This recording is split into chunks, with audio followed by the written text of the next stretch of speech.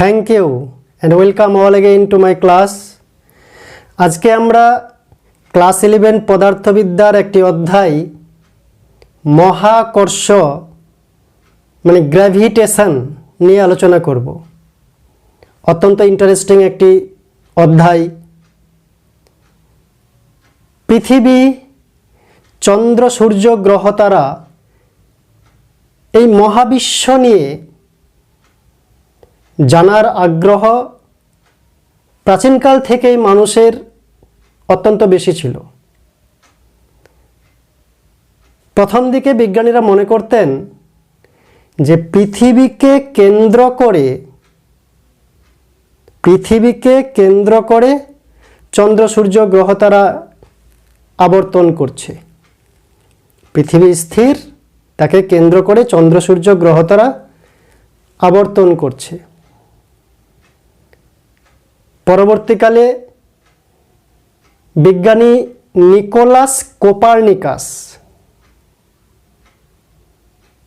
বলেন, না, পৃথিবীকে কেন্দ্র করে নয়, সূর্যকে কেন্দ্র করে পৃথিবী সহ অন্যান্য গ্রহ উপগ্রহগুলি আবর্তন করছে।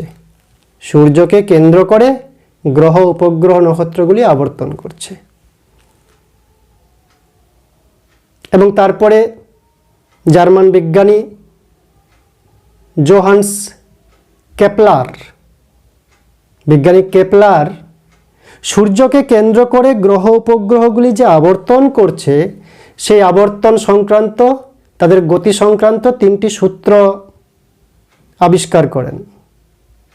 তাছাড়া টাইকো ব্রাহে, অর্থাৎ দীর্ঘদিন ধরে এই মহাবিশ্বের চন্দ্র, সূর্য, পৃথিবী, গ্রহ, নক্ষত্র এদেরকে নিয়ে গবেষণা হয়েছে। এই বিভিন্ন সূত্রাবলী বিশ্লেষণ করে অবশেষে the great scientist sir Isaac Newton এই সিদ্ধান্তে উপনীত হন যে চন্দ্র, সূর্য, গ্রহ, নক্ষত্র এরাই শুধু আকর্ষণ করছে পরস্পরকে, তা নয়। মহাবিশ্বের যে কোনো দুটি বস্তু কণা পরস্পরকে আকর্ষণ করে। এই আকর্ষণ বলের নাম দেন মহাকর্ষ। এবং এই আকর্ষণ বলের পরিমাণ নির্ণায়ক একটি সূত্রও তিনি তৈরি করেন, যাকে বলা হয় নিউটনের মহাকর্ষ সূত্র।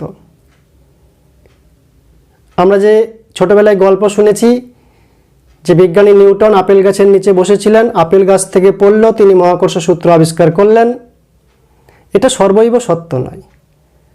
গ্র্যাভিটেশন আবিষ্কারের পূর্বে দীর্ঘকাল যাবৎ বহু বিজ্ঞানী গবেষণা করে সর্বশেষে বিজ্ঞানী নিউটন এই মহাকর্ষ সূত্র আবিষ্কার করেছেন।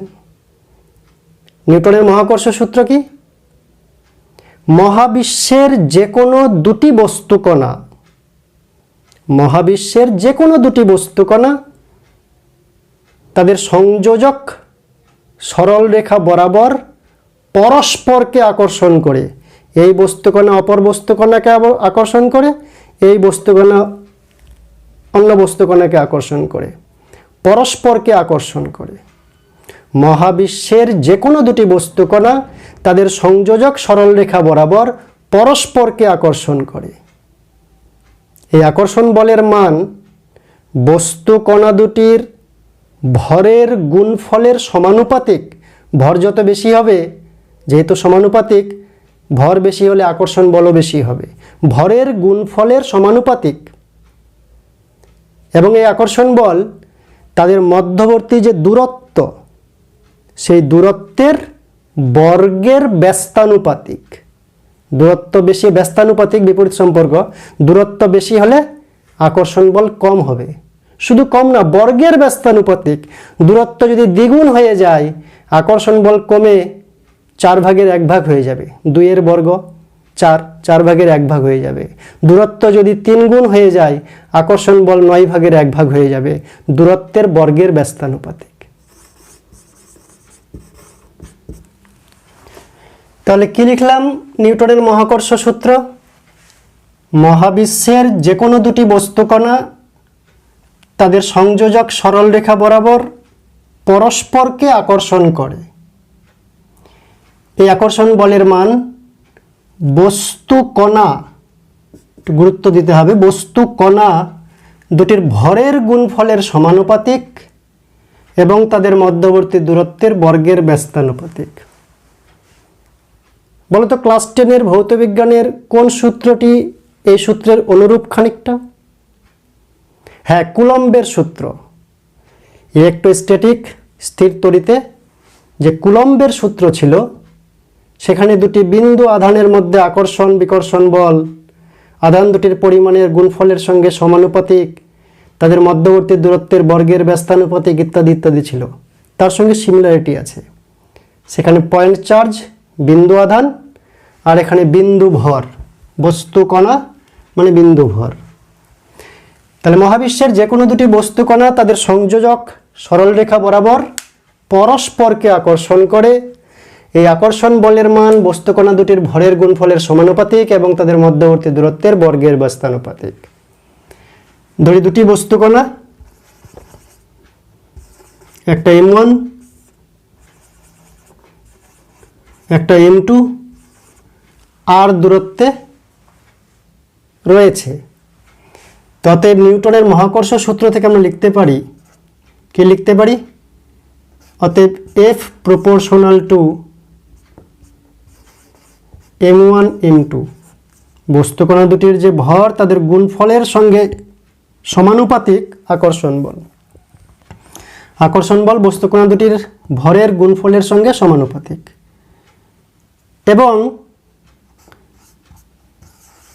এদের যে মধ্যবর্তী দূরত্ব আর, পারস্পরিক যে দূরত্ব আর, তার বর্গের ব্যস্তানুপাতিক।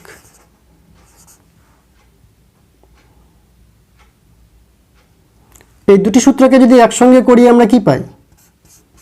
এ প্রপোর্শনাল টু ডান দিকটা গুণ করতে হয়, M1 M2 divide by R square.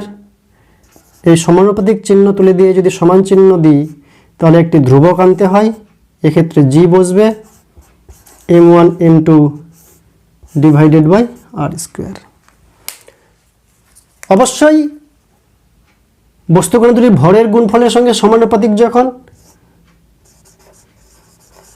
এখানে আর স্থির থাকে, এগুলো আমরা ছোট ক্লাসে জানি। M1 M2 স্থির থাকবে। আর যখন দুটাকে যৌগিক ভেদ করব তখন কি হবে? M1 M2 আর প্রত্যেকেই পরিবর্তনশীল। এই জিকে বলা হচ্ছে সর্বজনীন মহাকর্ষ ধ্রুবক বা শুধু মহাকর্ষ ধ্রুবক। জিকে কি বলা হয়? জি হচ্ছে ইউনিভার্সাল গ্র্যাভিটেশনাল কনস্ট্যান্ট, সর্বজনীন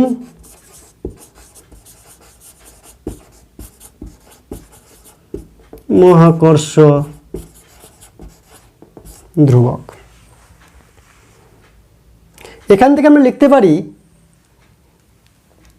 যে M1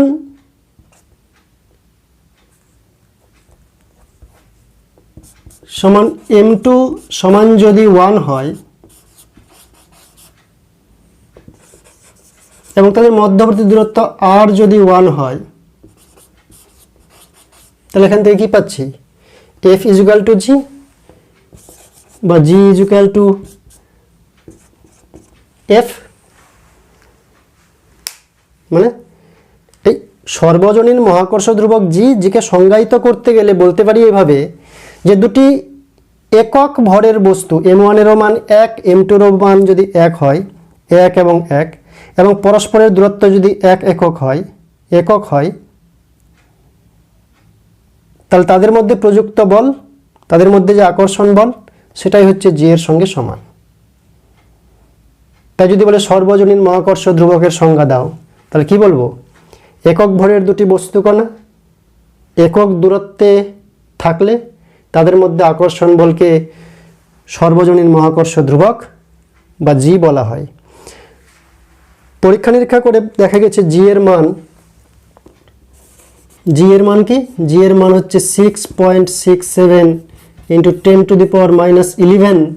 এখান থেকে পাচ্ছি জি এর মান newton metre square per kg square. এটা এপারে গেলে এসআই পদ্ধতিতে এফ হচ্ছে নিউটনে মিটার স্কোয়ার আর m1 ইন্টু ভর মানে কেজি পার কেজি স্কোয়ার, তাহলে এটা হবে Newton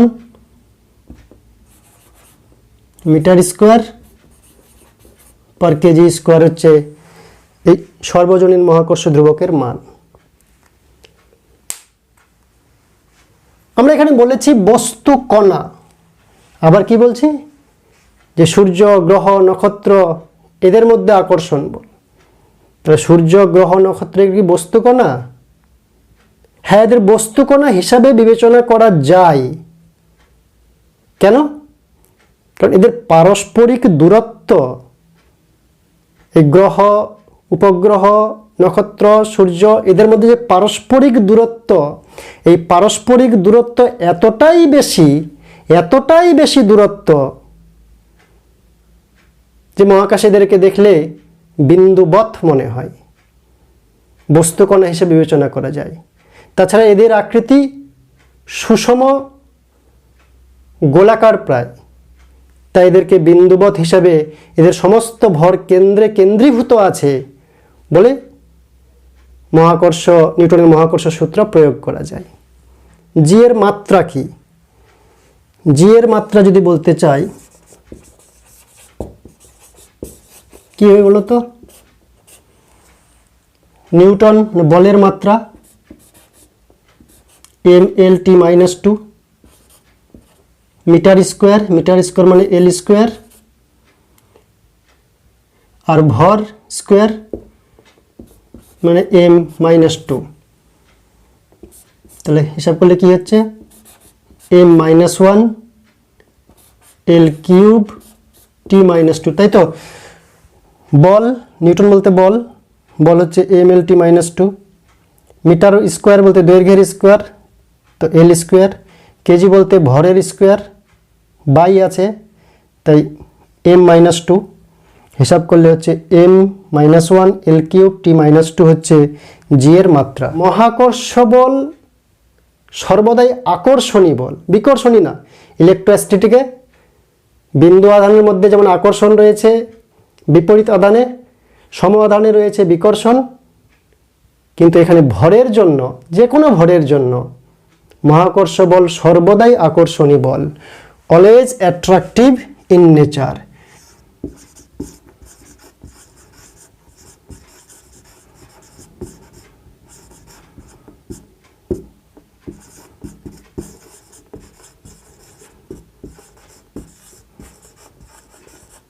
always attractive in nature. বস্তু দুটির অবস্থা বা বস্তু দুটির উষ্ণতা বা বস্তু দুটির উপাদান বা বস্তু দুটির মাঝখানে কি মাধ্যম রয়েছে, বস্তু দুটিকে তরলের মধ্যে রেখেছি না বায়ুর মধ্যে রেখেছি না সলিডের ভিতরে রেখেছি, তাদের মাঝখানে জল আছে না তেল আছে না দুধ আছে, কারো উপর নির্ভর করে না এই আকর্ষণ বল। বস্তুকণা দুটি কি দিয়ে তৈরি, তাদের উষ্ণতা কত, তাদের মধ্যবর্তী মাধ্যমটা কি প্রকারের, কারো উপর নির্ভর করে না এই আকর্ষণী বল। কি বললাম?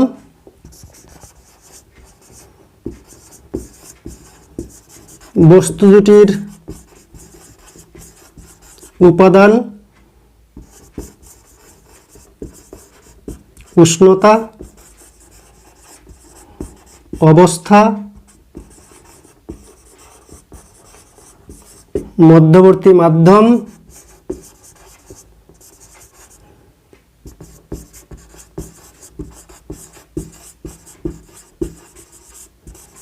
কোনো কিছুর উপরেই নির্ভর করে না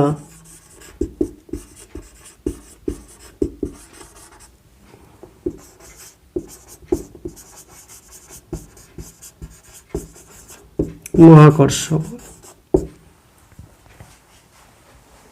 এবং এই মহাকর্ষ ধ্রুবক যে রয়েছে জি, একে সর্বজনীন বলা হয় এই কারণে, বা ইউনিভার্সাল গ্র্যাভিটেশনাল ল বলা হচ্ছে নিউটনের মহাকর্ষ সূত্রকে, সর্বজনীন কেন বলা হচ্ছে?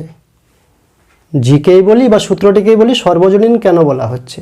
কারণ এই যে বস্তু দুটি কি উপাদান দিয়ে তৈরি, তাদের উষ্ণতা কত, তাদের অবস্থা তরল না গ্যাসীয় না কঠিন, মাঝখানে কে রয়েছে বস্তু দুটির, কোনো কিছুর উপর নির্ভর করে না এই জি বা এই বল, মহাকর্ষ বল। এবং মহাবিশ্বের যে দূর দূরান্তের গ্রহ উপগ্রহ সূর্য নক্ষত্র, এদের মধ্যে যেমন এই সূত্র প্রযোজ্য, তেমনি পার্থিব জগতে পৃথিবীর উপরে যে বিভিন্ন বস্তু রয়েছে তাদের মধ্যেও এই সূত্র প্রযোজ্য। তো বস্তুটিকে হয় বিন্দু ভর হতে হবে, বস্তু কণা হতে হবে, আর না হলে তাদের পারস্পরিক দূরত্ব অনেক বেশি হতে হবে, দূরত্বের তুলনায় তাদের আকার যাতে নগণ্য হয়, তাহলে এই সূত্র প্রযোজ্য। পাশাপাশি দুটা বড় আকারের বস্তু থাকলে তাদের মধ্যে এই সূত্র প্রযোজ্য নয়।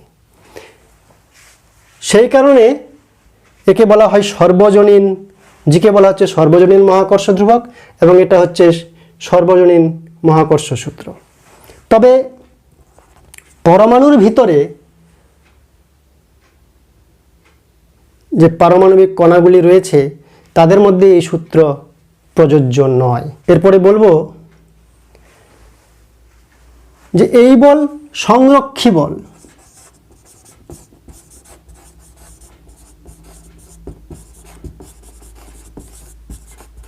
সংরক্ষী বল বলতে gravitational force is conservative force,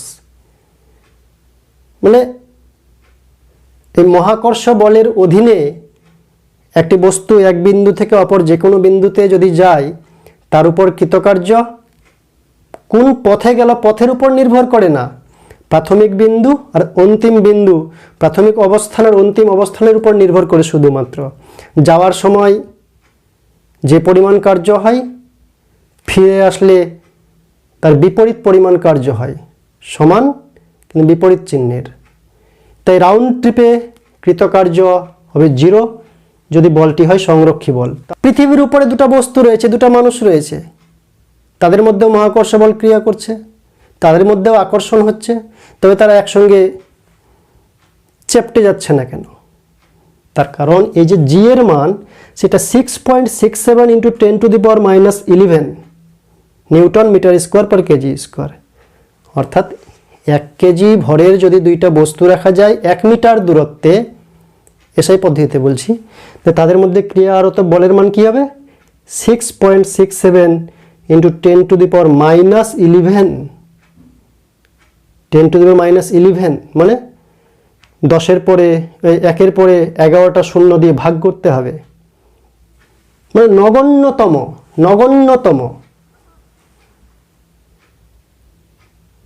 এই বোর্ডের সঙ্গে এই যে পেনটা আছে, এর কি মহাকর্ষ বল হচ্ছে না? হচ্ছে, কিন্তু নগণ্যতম। কারণ এর ভর গ্রামে, তাকে আবার 10⁻11 দিয়ে ভাগ করব, তাহলে এই ভরটা, এই আকর্ষণী বলটা হবে নগণ্য। যেহেতু জি এর মান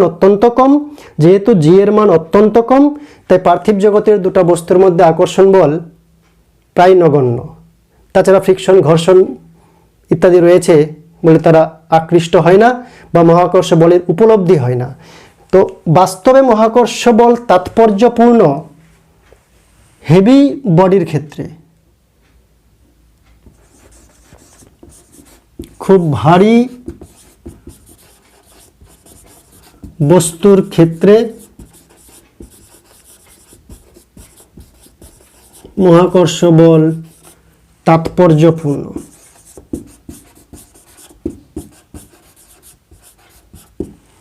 খুব ভারী বস্তুর ক্ষেত্রে মহাকর্ষ বল তাৎপর্যপূর্ণ। যেমন পৃথিবী আর আমি, একটা বস্তু, যেহেতু পৃথিবীর ভর অত্যন্ত বেশি, তাই যে কোনো বস্তুকে ছেড়ে দিলে পৃথিবী তাকে আকর্ষণ করে নিচ্ছে, বস্তুটিও পৃথিবীকে আকর্ষণ করছে, এবং নিউটনের তৃতীয় গতিসূত্র অনুযায়ী সমান বলে। কিন্তু যেহেতু বস্তুটির ভর কম, তাই ত্বরণটা বেশি হয়, তাই পৃথিবীর দিকে যায়। তাই পৃথিবীর সঙ্গে কোনো বস্তুর যে মহাকর্ষ বল, যাকে অভিকর্ষ বল বলা হয়, মানে পৃথিবী তার ভূপৃষ্ঠে অবস্থিত বা ভূপৃষ্ঠের কাছাকাছি অবস্থিত যে কোনো বস্তুকে যে বলে আকর্ষণ করে ওই মহাকর্ষ বলকে এক্সট্রা নাম দেওয়া হয়েছে অভিকর্ষ। অবশ্যই মহাকর্ষ, কিন্তু এর অতিরিক্ত একটা সিগনিফিক্যান্ট নাম হচ্ছে অভিকর্ষ। এই বলকে টানছে ওই বস্তু, নাম দিতে পারি এফ প্রথম বস্তুর উপর, দ্বিতীয় বস্তুর জন্য F12।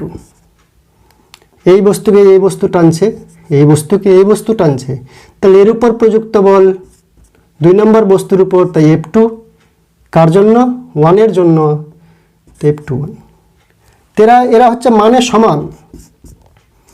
F12 = F21। আর ভেক্টর ফর্মুলা যদি বলি, এরা মানে সমান কিন্তু বিপরীত, তাই এখানে মাইনাস চিহ্ন দিতে হবে। মানে বিপরীত। তাহলে আমরা লিখতে পারি যে F21 = -F12। এই মহাকর্ষ বল হচ্ছে সেন্ট্রাল ফোর্স, কেন্দ্রীয় বল। মনে রাখতে হবে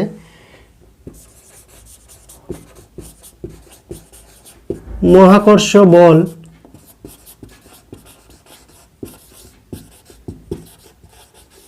কেন্দ্রীয় বল, সেন্ট্রাল ফোর্স। এর মানে যদি দুটি বস্তু থাকে, মনে করলাম এ একটি বস্তু আর মনে করলাম এ একটি বস্তু, বা এখানে না একে এভাবে আঁকাই,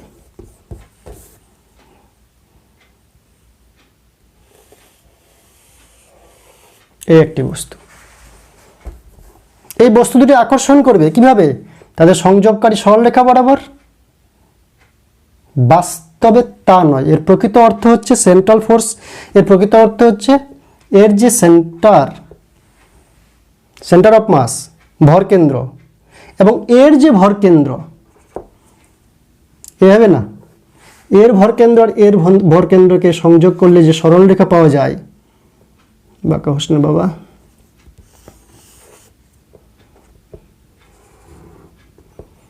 তাদের বরাবর আকর্ষণ করবে।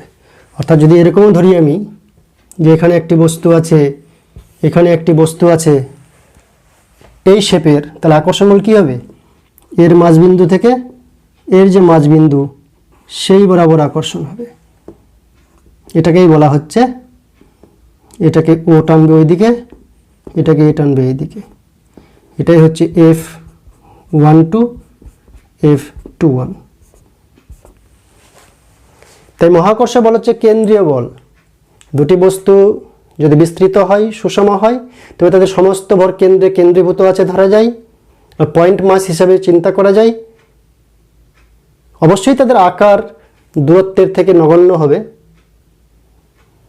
তাহলে এর সেন্টার অফ মাস ওর সেন্টার অফ মাসকে জয়নিং যে স্ট্রেট লাইন, সেই স্ট্রেট লাইন বরাবর ক্রিয়া করবে। তাই মহাকর্ষ বলকে বলা হয় কেন্দ্রীয় বল, সেন্ট্রাল ফোর্স। তাহলে আমরা জানলাম মহাকর্ষ বল সর্বদা আকর্ষণী বল, কখনো বিকর্ষণী বল হবে না। এবং এই বল বস্তুর উপাদান, উষ্ণতা, অবস্থা, মধ্যবর্তী মাধ্যম কারো কিছুর উপর নির্ভর করে না।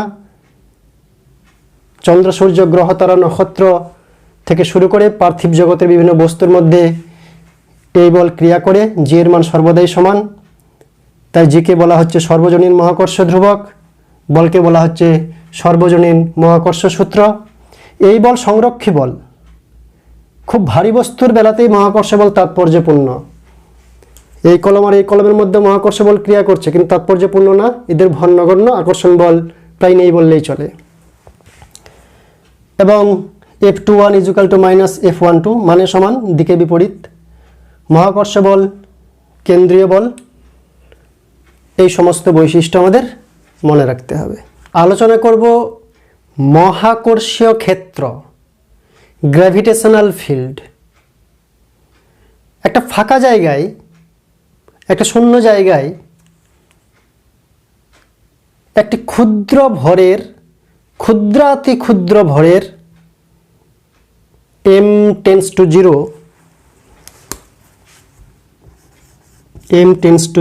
0, যাকে টেস্ট মাস বলা হয়, কি বললাম, একটা ফাঁকা জায়গাতে যেখানে কোনো কিছু নেই সেখানে ক্ষুদ্রাতি ক্ষুদ্র ভরের একটি বস্তুকণা রাখা হলো। দেখা যাচ্ছে বস্তুকণাটি চলতে শুরু করলো, তার মানে কোনো ফোর্স বস্তুকণার উপর প্রযুক্ত হচ্ছে। তার মানে দেখা যাচ্ছে না, তো বলতে পারি অন্য কোনো ভর রয়েছে, যে ভর এই ভরকে মহাকর্ষ বলে টানছে। তাহলে অন্য ভরকে যদি আমি নাও দেখতে পাই, পর্দার আড়ালে থাকে, ইনভিজিবল থাকে, তাহলে একটি বস্তুকণা চলতে শুরু করছে, তার মানে এখানে একটা মহাকর্ষ ফিল্ড, একটা গ্র্যাভিটেশনাল ফিল্ড রয়েছে। বা বইয়ের ভাষায় এরকম বলা যায় যে একটি বস্তু তার পরিপার্শ্বে যে অঞ্চল জুড়ে অন্য বস্তু নিয়ে আসলে, একটি বস্তু রয়েছে তার পরিপার্শ্বস্থ যে অঞ্চল জুড়ে অন্য বস্তু আনলে অন্য বস্তুটা এর মহাকর্ষীয় প্রভাব অনুভব করে।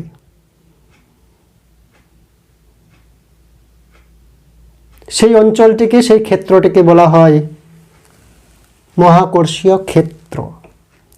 Mind it, it is not an area. এটা ক্ষেত্র বলতে ক্ষেত্রফল দিয়ে এটার মেজারমেন্ট করা হয় না। এটা 3 ডাইমেনশনাল ভলিউম না। মহাকর্ষীয় ক্ষেত্র পরিমাপযোগ্য নয়। মহাকর্ষীয় ক্ষেত্র মানে এখানে মহাকর্ষ প্রভাব রয়েছে, কারো বা কারো জন্য এখানে মহাকর্ষীয় প্রভাব রয়েছে। একটা বস্তু রয়েছে, সে ভিজিবল হোক বা ইনভিজিবল হোক, একটা বস্তু রয়েছে বা এই মহাকর্ষীয় ক্ষেত্রের কোনো না কোনো সোর্স রয়েছে, যার কারণে এখানে একটি ক্ষুদ্রাতি ক্ষুদ্র ভরের যদি বস্তু রাখি, ক্ষুদ্রাতি ক্ষুদ্র m tends to 0, m tends to 0 এই কারণে বলা হচ্ছে যাতে তার নিজস্ব ক্ষেত্র এই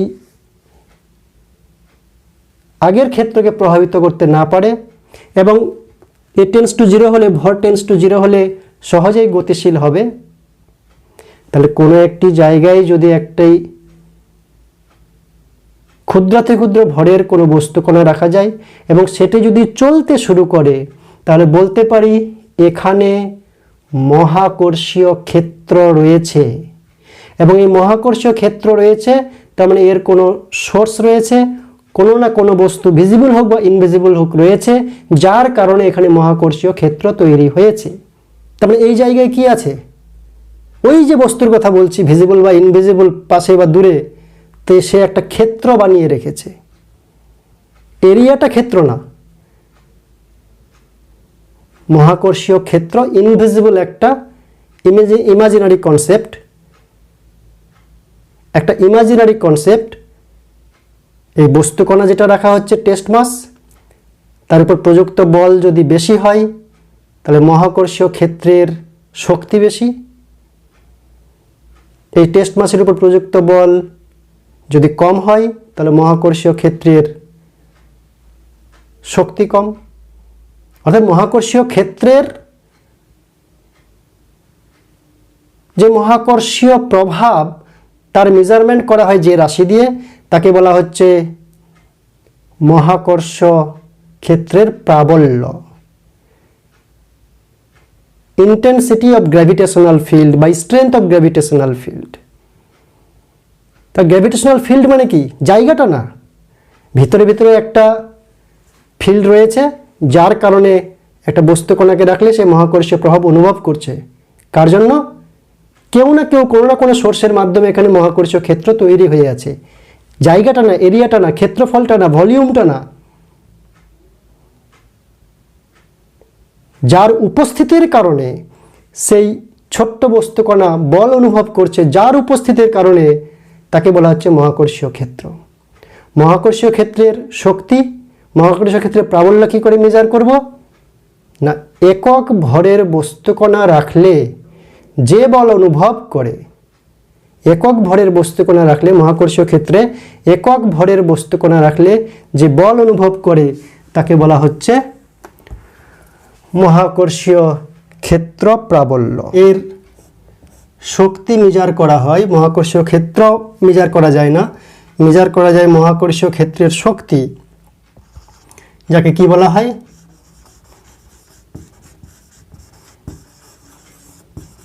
মহাকর্ষীয় ক্ষেত্র প্রাবল্য, গ্র্যাভিটেশনাল ফিল্ড ইন্টেন্সিটি বা ফিল্ড স্ট্রেংথ।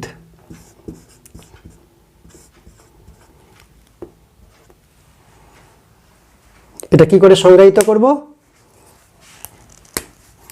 যে মহাকর্ষীয় ক্ষেত্রে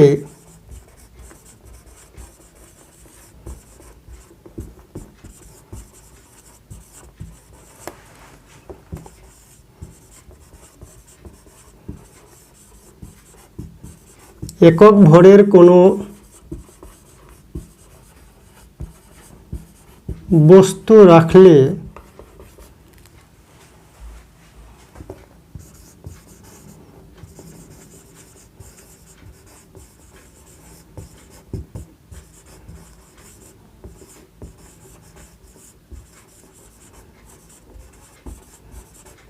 যে বল অনুভব করে বা মহাকর্ষীয় বল অনুভব করে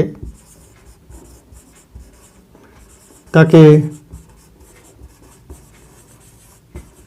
মহাকর্ষীয় ক্ষেত্র প্রাবল্য বলে। মনে করলাম যে এখানে একটা মহাকর্ষীয় ক্ষেত্র রয়েছে, এখানে একটা এম ভরের বস্তু রাখলাম, এখানে মহাকর্ষীয় ক্ষেত্র ই রয়েছে, তাহলে এই বস্তুটা ই এর অভিমুখ যদি এদিকে হয়, এই বস্তুটা এই দিকে একটা বল অনুভব করবে এম ই, একটা বল অনুভব করবে এম ই। মহাকর্ষীয় ক্ষেত্র প্রাবল্য কি বলা হয়? একক ভরের বস্তু রাখতে হবে। তাহলে ই ইকুয়াল টু কি হবে? F divide by M. মহাকর্ষীয় ক্ষেত্র প্রাবল্য ভেক্টর রাশি।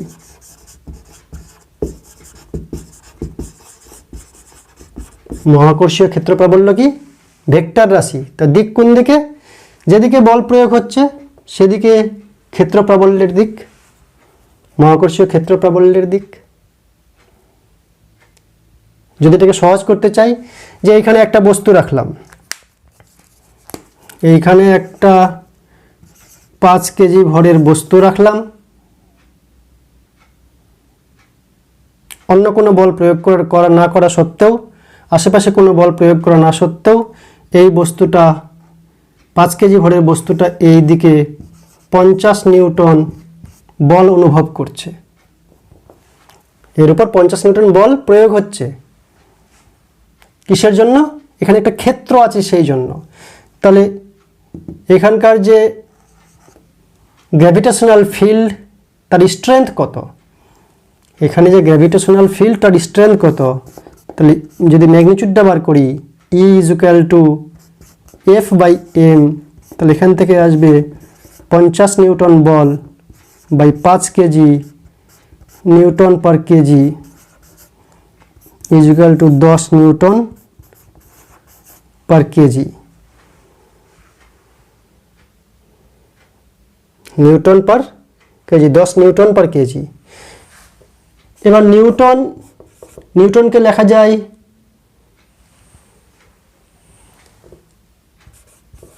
KG metre per second square, আর একে ভাগ করবো আবার কেজি দিয়ে, তাই উত্তরটা আসছে 10 মিটার পার সেকেন্ড স্কোয়ার। কিছু বোঝা গেল কি বললাম? মহাকর্ষীয় ক্ষেত্রে একক ভরের বস্তু রাখলে সে যে আকর্ষণ বল অনুভব করে, মহাকর্ষীয় বল অনুভব করে, সেটাই হচ্ছে মহাকর্ষীয় ক্ষেত্র প্রাবল্য ই। তাহলে 5 কেজি ভরের বস্তু 50 নিউটন বল অনুভব করছে, তাহলে ই কত? এই পয়েন্টের মধ্যে, এই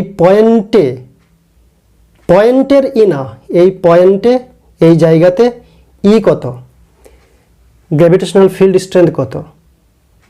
তো যে বল অনুভব করছে সেই বলের মান ডিভাইডেড বাই ভর। তো 50 নিউটন বল অনুভব করছে 5 কেজি, নিশ্চয় 1 কেজি থাকলে এত নিউটন বল অনুভব করতো না। তাহলে একক ভর কি পরিমাণ বল অনুভব করত, তাই বল ভাগ ভর, তাহলে 10 নিউটন পার কেজি। এবার নিউটন পার কেজিকে যদি আমি বিশ্লেষণ করি, নিউটন বলতে বলের একক এমএফ, তাহলে এম মানে kg, F metre per second square, নিচে আবার কেজি ছিল, কেজি কেজি কেটে গেল মিটার পার সেকেন্ড স্কোয়ার, অর্থাৎ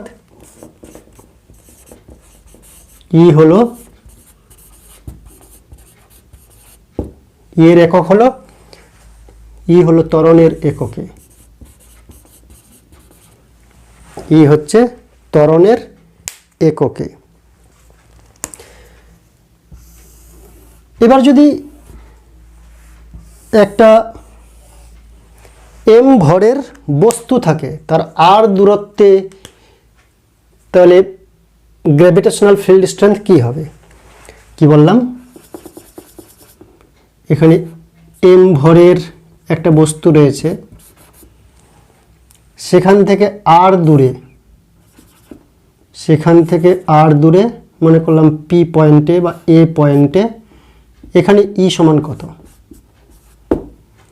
যখন বস্তুটা ভিজিবল, যে এম ভরের বস্তু রয়েছে, তাহলে ই কত হবে? ই যদি দেওয়া থাকে বল পাচ্ছি, আর ভর যদি দেওয়া থাকে তাহলে কি করব? এখানে মনে করলাম এম ভরের বস্তু রাখবো, তাহলে এ বিন্দুতে এম ভরের বস্তু থাকলে এফ সমান কি হবে? এই বস্তুটা কিরূপ বল অনুভব করবে? এ ওকে টানবে, তাহলে এ যদি ওকে টানে একেও ও টানবে, কিন্তু এই এম ভরের বস্তুটা কি বল অনুভব করবে? সেটা নিশ্চয়ই G M divided by R square. এখানে যদি একটা ক্যাপিটাল এম ভরের বস্তু থাকে, তার থেকে আর দূরত্বে একটা বিন্দু এ, এই বিন্দুতে গ্র্যাভিটেশনাল ফিল্ড স্ট্রেংথ কত বার করব? তো এই বিন্দুতে গ্র্যাভিটেশনাল ফিল্ড স্ট্রেংথ বার করতে গেলে কি করব? এখানে প্রথমে একটা এম ভরের ছোট এম ভরের বস্তু রাখবো, এম টেন্স টু 0, এম ভরের বস্তু রাখবো টেস্ট ভর। সেই ভর কি পরিমাণ বল অনুভব করবে, কি পরিমাণ মহাকর্ষীয় বল অনুভব করবে? নিউটনের মহাকর্ষ সূত্র থেকে পাই, যে বল অনুভব করবে সেই বলটা হচ্ছে G M by R square, ভর দুটির গুণফলের সমানুপাতিক, দূরত্বের বর্গের ব্যস্তানুপাতিক। এবার আমরা ই এর ফর্মুলা কি জানি? গ্র্যাভিটেশনাল ফিল্ড স্ট্রেংথ কাকে বলে? যে বল অনুভব করছে তাকে ভর দিয়ে ভাগ করব। কোন ভর? যে ভরটি অনুভব করছে। তাহলে এই পয়েন্টে এম ভর আছে, তাহলে কি পরিমাণ বল অনুভব করছে? এফ। তাহলে একক ভর রাখলে কি বল অনুভব করবে? F by M. এফ এর মান কি আছে? G M divide by R square, তাকে আবার এম দিয়ে ভাগ করলাম, তাহলে এম মরে গেল, G M divide by R square, তাহলে E is equal to G M divided by R square. এটাই হচ্ছে মহাকর্ষীয় ক্ষেত্রফলের ফর্মুলা। এম ভরের বস্তু, আর দূরত্বে ই এর মান কত? তাহলে আর দূরত্বে একটা স্মল এম ভরের বস্তু রাখলাম টেস্ট ভর, তাহলে এ কি পরিমাণ আকর্ষণীয় বল অনুভব করবে এর দিকে? G M by R square. তাহলে এম থাকলে G M by R square, তাহলে একক ভর থাকলে কি হবে? ভর দিয়ে ভাগ করব বলটাকে, বলকে ভর দিয়ে ভাগ করলাম, যেটা হলো সেটাই হচ্ছে মহাকর্ষীয় ক্ষেত্র প্রাবল্য। এর অভিমুখ কোন দিকে? এর অভিমুখ হচ্ছে এম এর দিকে, মনে রাখতে হবে। ই এর দিক এম এর দিকে, যেহেতু ই ভেক্টর রাশি তাই এর দিক বা অভিমুখ অবশ্যই থাকবে, কিন্তু কোন দিকে? এম এর দিকে। এখানে ই এর দিক কোন দিকে? যেদিকে বল অনুভব করবে, যেদিকে বল অনুভব করবে। এখানে যে কারণে মহাকর্ষীয় ক্ষেত্র তৈরি হয়েছে, যে কারণে মহাকর্ষীয় ক্ষেত্র তৈরি হয়েছে, যে ভরের উপস্থিতির জন্য সেটা হচ্ছে ইনভিজিবল, পর্দার আড়ালে আছে, দূরে কোথাও আছে, চোখে দেখা যাচ্ছে না বা তার উপস্থিতি ডিস্টিংক্ট নয়। আর এখানে ভিজিবল, এখানে যে মহাকর্ষীয় ক্ষেত্র তৈরি করেছে সে ভিজিবল, তাহলে এভাবে বার করব। এখানে যে মহাকর্ষীয় ক্ষেত্র তৈরি করেছে সে হচ্ছে ইনভিজিবল। কোনো মহাকর্ষীয় ক্ষেত্রের যে কোনো বিন্দুতে একটি একক ভরের বস্তু রাখলে তার উপর ক্রিয়াশীল মহাকর্ষীয় বলকে ওই বিন্দুর মহাকর্ষীয় ক্ষেত্র প্রাবল্য বলে। একটি মহাকর্ষীয় ক্ষেত্র রয়েছে, দৃশ্যমান না। মহাকর্ষীয় ক্ষেত্র বলতে চিহ্নিত জায়গা না, চিহ্নিত অঞ্চল না, কোনো ট্র্যাক না, কোনো রাস্তা না। মহাকর্ষীয় ক্ষেত্র একটা ইনভিজিবল বিষয়, যে সেখানে একটা ক্ষুদ্রাতি ক্ষুদ্র ভরের বস্তু রাখলে সেটি চলতে শুরু করে, সেটি মহাকর্ষীয় প্রভাব অনুভব করে। কেন? সেখানে মহাকর্ষীয় ক্ষেত্র রয়েছে। মহাকর্ষীয় ক্ষেত্রের উপস্থিতির জন্য বিন্দু ভর মহাকর্ষীয় বল অনুভব করছে। মহাকর্ষীয় ক্ষেত্র থাকলে নিশ্চয়ই কোনো না কোনো সোর্স আছে যার কারণে মহাকর্ষীয় ক্ষেত্র তৈরি হয়েছে। সেই ভরটি ভিজিবলও হতে পারে, ইনভিজিবলও হতে পারে, আশেপাশেও হতে পারে, দূরেও হতে পারে, পর্দার আড়ালেও থাকতে পারে, পর্দার সামনেও থাকতে পারে। এবং যে সোর্স এই গ্র্যাভিটেশনাল ফিল্ড মহাকর্ষীয় ক্ষেত্র তৈরি করেছে, সেই সোর্স বা সেই বস্তু থেকে অসীম দূরত্বে মহাকর্ষীয় ক্ষেত্র বিরাজ করে না। সেখানে বস্তুকণা রাখলে কোনো বল অনুভব করবে না। তাই মহাকর্ষীয় ক্ষেত্র অসীম দূরত্বে থাকে না বলে সেখানে মহাকর্ষীয় ক্ষেত্র প্রাবল্য শূন্য। মহাকর্ষীয় ক্ষেত্র হচ্ছে কারণ, যার কারণে মহাকর্ষীয় ক্ষেত্র প্রাবল্য পাওয়া যায়। মহাকর্ষীয় ক্ষেত্র প্রাবল্য আর কিছুই না। মহাকর্ষীয় ক্ষেত্রের কোনো বিন্দুতে একটি একক ভরের বস্তু রাখলে সেটি যে বল অনুভব করে, কোন বল? মহাকর্ষীয় বল, তাকে বলা হচ্ছে মহাকর্ষীয় ক্ষেত্র প্রাবল্য। যদি শুধু বলের মান জানি তাহলে E = F/m। আর যদি যে কারণে মহাকর্ষীয় বল তৈরি হচ্ছে সেই ক্যাপিটাল M এর মান আমাদের জানা থাকে, তাহলে E = G/m/r², তাকে স্মল m দিয়ে ভাগ করলাম, টেস্ট মাস দিয়ে ভাগ করলাম, তাহলে m আর m কেটে গিয়ে E = Gm/r²। E হচ্ছে ভেক্টর রাশি, অভিমুখ কোন দিকে? এই মাস যদি দেখা যায় তাহলে এই মাসের দিকে। ইলেকট্রিক ফিল্ড স্ট্রেংথ একটা পয়েন্টে হয়, একটা স্থানে হয়, একটা বিন্দুতে হয়। বিন্দুর হয় না, বিন্দুতে, at a point, not of a point, electric field strength. এবং ইলেকট্রিক ফিল্ড স্ট্রেংথের ইউনিট আমরা দেখলাম ত্বরণের ইউনিটের সমান। এসআই পদ্ধতিতে মিটার/সেকেন্ড² আসলো, কেজিতে ভাগ হয়ে আমরা আলোচনা করেছি। তো এরপরে আমরা দেখব যে অ্যাক্সিলারেশন ডিউ টু গ্র্যাভিটি, যে অভিকর্ষজ ত্বরণ জি এর সঙ্গে আমরা পরিচিত বা আরও ভালোভাবে পরিচিত হব, সেই জি আর কিছুই না, সেটা হচ্ছে গ্র্যাভিটেশনাল ফিল্ড স্ট্রেংথ। অর্থাৎ পৃথিবী তার ভূপৃষ্ঠে অবস্থিত বা ভূপৃষ্ঠের কাছাকাছি অবস্থিত বস্তুকে নিজ কেন্দ্রের দিকে আকর্ষণ করে যে বলে, তাকে বলা হয় অভিকর্ষ বল। অবশ্যই এটা মহাকর্ষীয় বল, কিন্তু এর এক্সট্রা নাম হচ্ছে অভিকর্ষ বল। ভূপৃষ্ঠে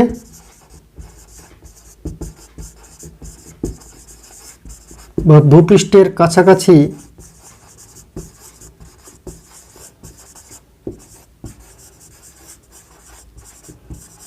অবস্থিত বস্তুকে পৃথিবী যে মহাকর্ষীয় বলে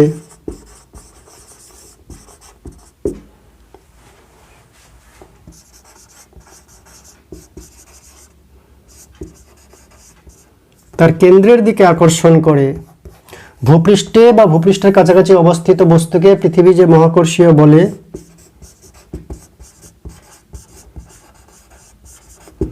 তার কেন্দ্রের দিকে আকর্ষণ করে তাকে বা সেই বলকে অভিকর্ষ বল বলে।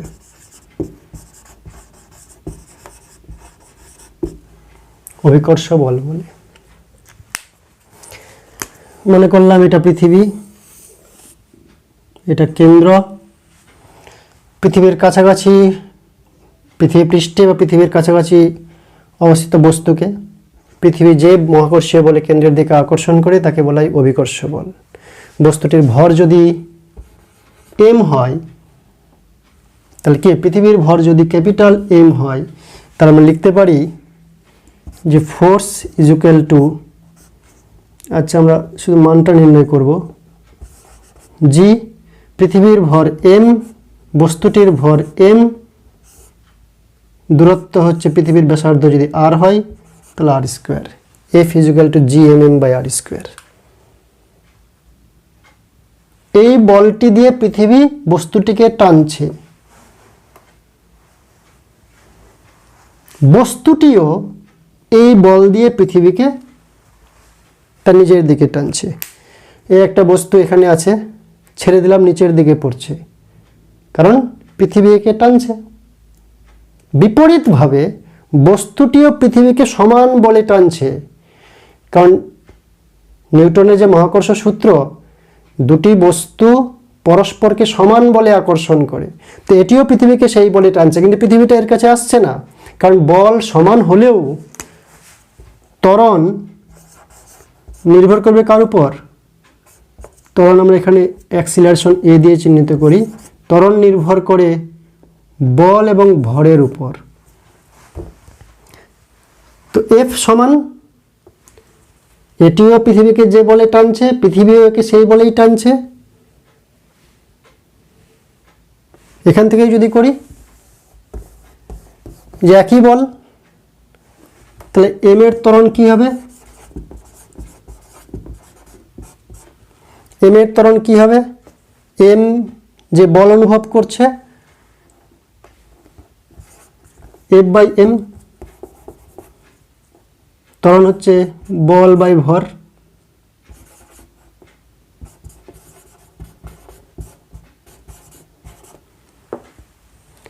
আর পৃথিবীর ত্বরণ,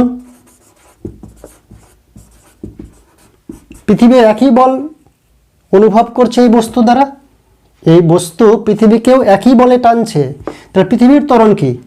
পৃথিবী যে বল অনুভব করছে, একই বল অনুভব করছে, বস্তুটিও পৃথিবীটিও সমান এবং বিপরীত বল অনুভব করছে পরস্পরের দ্বারা। তাহলে পৃথিবীর ত্বরণ কি হবে? পৃথিবীর ভর দিয়ে ভাগ করব।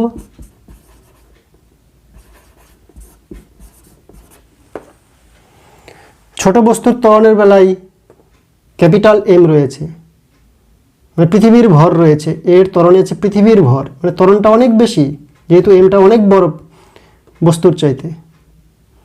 আর পৃথিবীর ত্বরণে আছে m এর ভর। পৃথিবীর উপরে অবস্থিত বস্তুগুলির ভর পৃথিবীর নিজস্ব ভরের তুলনায় প্রায় নগণ্য, তাই এটা হচ্ছে নগণ্য ভর। এটা আরও ছোট, এটা আরও ছোট, জি এর মানেও কিন্তু অনেক ক্ষুদ্র, 6.67 × 10⁻11 newton metre square per kg square, -11। তাহলে এটাও ছোট, এটাও ছোট, তাহলে পৃথিবীর ত্বরণ কি? প্রায় 0। আর বস্তুটির ত্বরণ কি? অনেক বেশি, তাই বস্তুটা পৃথিবীর দিকে যায়, পৃথিবী বস্তুর দিকে আসে না। যাই হোক, F = gmm/r স্কোয়ার, এটা হচ্ছে নিউটনের মহাকর্ষ যে সূত্র, সেখান থেকে পাচ্ছি যে একটা বস্তু পৃথিবী দ্বারা কি বল অনুভব করবে। আবার আমরা জানি বস্তুটিকে পৃথিবী যে বলে টানছে সেটাকে আর কিছুই না, সেটাকে আমরা কি বলি? বস্তুর ওজন, mg, তাই কি না?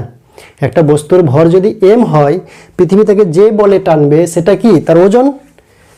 তাই ওই বস্তুটার ওজন হচ্ছে W = mg।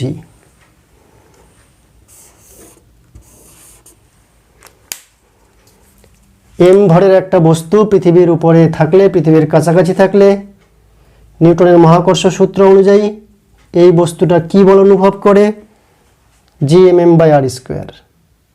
আর আমাদের সাধারণ অভিজ্ঞতা থেকে g যদি অ্যাক্সিলারেশন ডিউ টু গ্র্যাভিটি হয়, অভিকর্ষজ ত্বরণ হয়, তাহলে এই বস্তুটার ওজন কত? ওজন মানে কেন্দ্র যে টানছে, ওজন কত?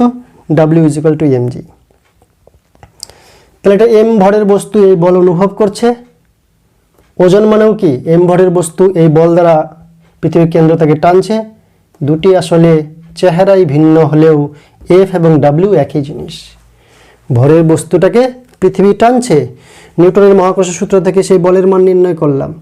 আর একটা বস্তু থাকলে তার ওজন আছে, ওজন কি? পৃথিবী টানছে, সেটাই ওজন, তাই w = mg।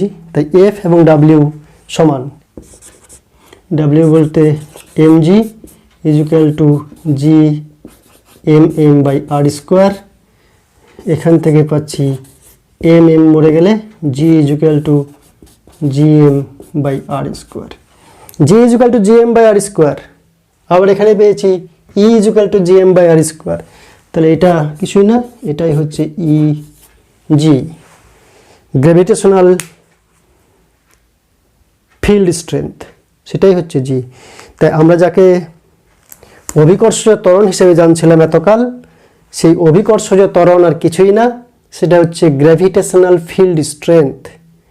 যে মহাকর্ষীয়, আমি অভিকর্ষীয় বলবো পৃথিবীর বেলায়, যেহেতু অভিকর্ষীয় ক্ষেত্র প্রাবল্যটাই হচ্ছে g, অভিকর্ষীয় ক্ষেত্র প্রাবল্যটাই হচ্ছে g, অর্থাৎ g আর কিছুই না, সেটাই হচ্ছে অভিকর্ষীয় ক্ষেত্র প্রাবল্য, যার মানকে আমরা বলি, পৃথিবী পৃষ্ঠে যদি হয় তাহলে তার মানটা কত? 9.81 মিটার/সেকেন্ড স্কোয়ার, বা অনেক সময় একে আমরা 10 মিটার/সেকেন্ড স্কোয়ার করে ধরি। এবং এর আগেও আমরা দেখলাম যে ই এর ইউনিট আর কিছুই না, ত্বরণের ইউনিটের সমান। তাই গ্র্যাভিটেশনাল অ্যাক্সিলারেশন আর gravitational field strength due to gravity দুজনেই সেম রাশি, একই রাশি। অভিকর্ষ বলের ক্রিয়ায় অবাধে পতনশীল বস্তু যে ত্বরণ তৈরি হয়, অবাধে পতনশীল বস্তুতে যে ত্বরণ তৈরি হয় তাকে অভিকর্ষ ত্বরণ বলে। কি বললাম? অভিকর্ষ বলের ক্রিয়ায় অবাধে, বাধা দিলে হবে না, ত্বরণ তৈরি হবে না, বাধাহীনভাবে, বায়ুর প্লবতা থাকবে না, জলের প্লবতা থাকবে না, তরলের প্লবতা থাকবে না, কোনো এক্সট্রা বাধা থাকবে না, কোনো ঘর্ষণ বল থাকবে না, কোনো কিছুই বাধা থাকবে না। অভিকর্ষ বলের ক্রিয়ায় অবাধে পতন ঘটবে, তখন বস্তুর মধ্যে যে ত্বরণ হবে সেটাই হচ্ছে অভিকর্ষজ ত্বরণ। অভিকর্ষ বলের ক্রিয়ায় অবাধে পতনশীল বস্তুতে যে ত্বরণ তৈরি হয় তাকে বলে অভিকর্ষজ ত্বরণ। পৃথিবী পৃষ্ঠে থাকলে g = gm/r²। তাহলে অভিকর্ষজ ত্বরণ কি? অভিকর্ষজ বলের কারণে অবাধে পতনশীল বস্তু যে ত্বরণ অর্জন করে তাকে বলা হয় অভিকর্ষজ ত্বরণ। এটা যদি পৃথিবী হয়, পৃথিবী তার ভূপৃষ্ঠে অবস্থিত বা ভূপৃষ্ঠের কাছাকাছি অবস্থিত যে কোনো বস্তুকে কেন্দ্রের দিকে আকর্ষণ করে m ভরের যদি বস্তু হয়, এই দূরত্ব যদি r হয়, এই দূরত্ব যদি r হয়, পৃথিবীর ভর যদি m হয়, তাহলে আমরা কি পেলাম? আমরা পেলাম g = gm/r²। g = gm/r²। এবার r এর মান পরিবর্তন হলে, ভূপৃষ্ঠের বাইরে যদি r এর মান পরিবর্তন হয়, r এর মান যদি বাড়ে তাহলে g এর মান কমে যাবে। ভূপৃষ্ঠে বা ভূপৃষ্ঠের কাছাকাছি প্রত্যেকটা বস্তুকে পৃথিবী যে বলে আকর্ষণ করে সেটা অভিকর্ষজ বল। অভিকর্ষজ বলের কারণে অবাধে পতনশীল বস্তুতে যে ত্বরণ তৈরি হয় তাকে অভিকর্ষজ ত্বরণ বলে। এম ভরের বস্তু যে বল অনুভব করবে তাকে ওজন বা এমজি বলি। এম ভরের বস্তু এই পৃথিবীর ভর এম দ্বারা যে মহাকর্ষ বল এ অনুভব করবে সেটা G M by R square. এর ভর আর পৃথিবীর ভরের গুণফলের সঙ্গে সমানুপাতিক, মধ্যবর্তী দূরত্বের বর্গের ব্যস্তানুপাতিক GMM বাই আর স্কোয়ার। তো একই বস্তু পৃথিবী দ্বারা যে আকর্ষণ বল অনুভব করছে সেটা তার ওজন মানে এমজি। আবার যে আকর্ষণ বল অনুভব করছে নিউটনের মহাকর্ষ সূত্র থেকে সেটা GMM বাই আর স্কোয়ার। তাহলে এই বস্তু পৃথিবী দ্বারা এই বল দ্বারা আকর্ষণ হচ্ছে যাকে ওজন বলছি। এই বস্তু পৃথিবী দ্বারা যে বল দ্বারা আকর্ষণ হচ্ছে তাকে মহাকর্ষ বল বলছি। দুটি অ্যাকচুয়ালি একই, তাই দুই জায়গা থেকে আমরা পাচ্ছি GMM কেটে গিয়ে G equal to GM by R square. তো জি এর মান স্থির নয়, কারণ এই আর যে দৈর্ঘ্য সেটা বাড়তেও পারে কমতেও পারে। আর এর মান যদি বাড়ে জি এর মান কমবে, আর এর মান যদি কমে জি এর মান বাড়বে। তাহলে জি স্থির কোনো মান নয়, তবে ভূপৃষ্ঠে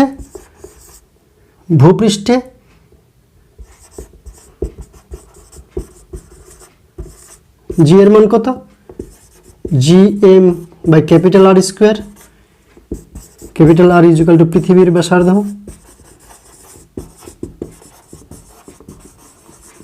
পৃথিবীর ব্যাসার্ধ একটা স্থির মান, তাই জি হচ্ছে স্থির মান পৃথিবী পৃষ্ঠে কত মান?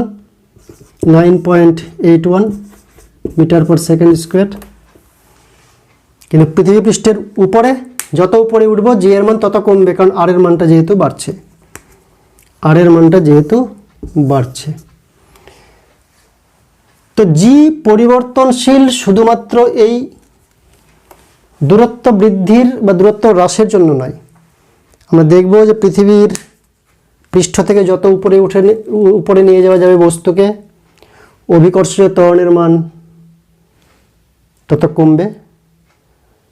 পৃথিবী পৃষ্ঠ থেকে যত উপরে উঠব অভিকর্ষীয় ত্বরণ ধীরে ধীরে কমবে, এবং পৃথিবী পৃষ্ঠ থেকে পৃথিবীর ভিতরে গভীরতায় গেলে তবুও অভিকর্ষীয় ত্বরণের মান কমবে।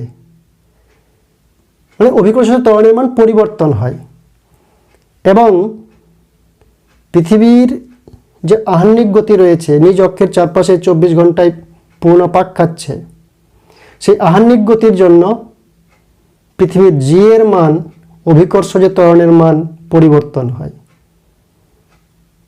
আমরা মনে রাখবো যে মেরুবিন্দুতে সব থেকে কমে যায়, নিরক্ষীয় অঞ্চলে সব থেকে বেশি কমে যায় জি এর মান পৃথিবীর ঘূর্ণনের কারণে, আহ্নিক গতির কারণে। এবং পৃথিবীর যে আকার, পৃথিবীর আকার কেমন? পৃথিবীর আকার পুরো বৃত্তাকার না, গোলাকার না, গোলাকার না, খানিকটা অভিগত গোলাকারের মতন, উত্তর মেরু দক্ষিণ মেরু চাপা। সেই কারণে পৃথিবীর আকৃতির জন্যই উত্তর মেরু দক্ষিণ মেরুতে জি এর মান বেশি হয়, নিরক্ষীয় অঞ্চলে জি এর মান কম হয়। জি এর মান পরিবর্তন হয় 1 নাম্বার ভূপৃষ্ঠ থেকে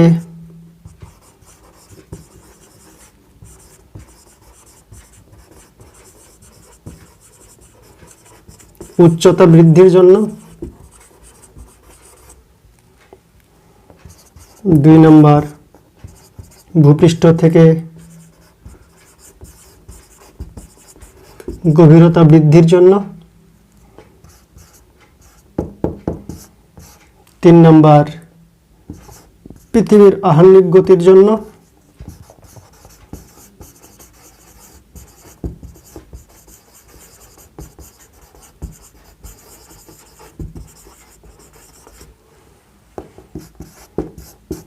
4 নাম্বার পৃথিবীর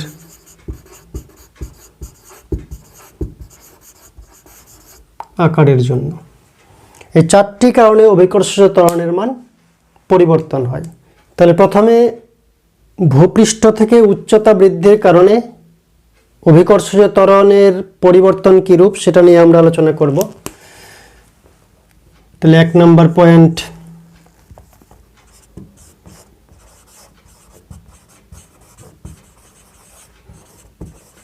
ভূপৃষ্ঠ থেকে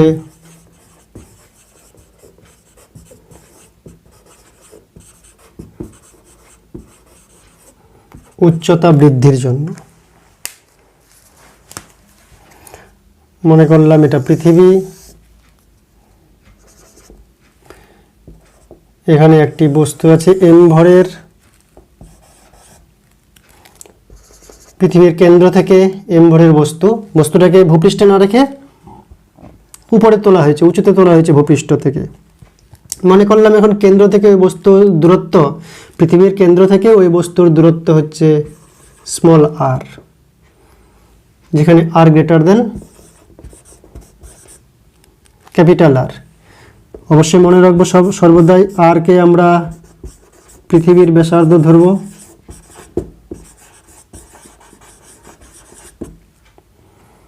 m কে আমরা পৃথিবীর ভর ধরব, বস্তুর ভরকে স্মল m ধরব,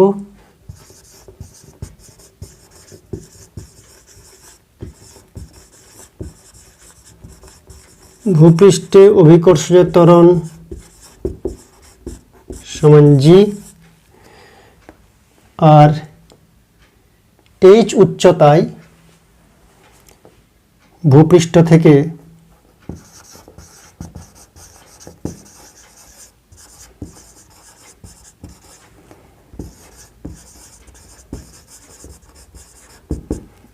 উচ্চতায়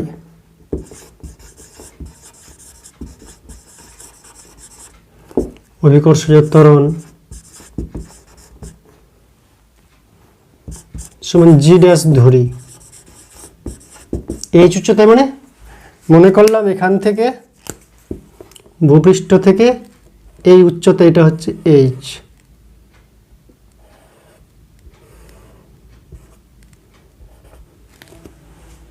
আর কেন্দ্র থেকে দূরত্ব হচ্ছে r, কেন্দ্র থেকে দূরত্ব হচ্ছে r। তাহলে অবশ্যই আমরা ভূপৃষ্ঠের বিচারে যখন করব তো বস্তুটা mg বল অনুভব করবে, এবং সেটা নিউটনের মহাকর্ষ সূত্র থেকে পাই Gm/m/r²। ভূপৃষ্ঠে আছে তাই কেন্দ্রবিন্দু থেকে বস্তুর দূরত্ব r, অর্থাৎ এখান থেকে পাচ্ছি mm কেটে G = Gm/r²। আর h উচ্চতায় যখন আছে তখন g ড্যাশ অভিকর্ষজ ত্বরণ, তাহলে এখানে বস্তুটার ওজন কি অনুভব করবে? mg dash. g যদি অভিকর্ষজ ত্বরণ হয় তো বস্তুটার ওজন হবে mg, আর h উচ্চতায় ভূপৃষ্ঠ থেকে অভিকর্ষজ ত্বরণ g ড্যাশ ধরেছি, তাদের ওজন হবে mg ড্যাশ। এটা কার সমান? এই অবস্থানে যে মহাকর্ষ বল তার সমান। তাহলে m পৃথিবীর ভর ওটাই আছে, বস্তুর ভর ওটাই আছে, সর্বজনীন মহাকর্ষীয় ধ্রুবক g ওটাই আছে, কিন্তু সেন্টার টু সেন্টার অফ মাসের যে দূরত্ব সেটা হয়ে গেছে r²।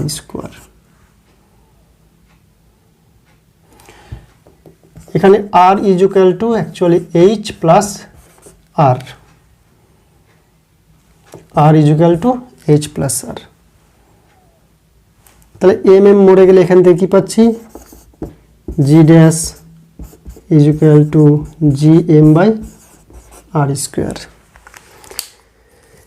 এবার g ড্যাশ আর g এর মধ্যে আমরা যখন সম্পর্ক নির্ণয় করব যে কোনটা বড় কোনটা ছোট, উচ্চতা বাড়িয়েছি তো g ড্যাশ হয়েছে এই g ড্যাশটা এই g এর চাইতে ছোট না বড়? ছোট হলে কতটা ছোট, বড় হলে কতটা বড়, তো কম না বেশি সেটা আমরা নির্ণয় করব। তো অতএব g ড্যাশকে g দিয়ে ভাগ করব, তাহলে কি হবে? Gm/r²,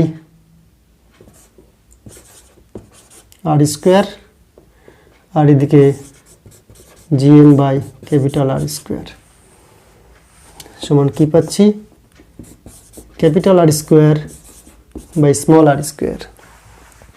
এটা ভোল্ট খেয়ে যাবে, উপরে উঠে যাবে, জিএম জিএম কাটা যাবে, অর্থাৎ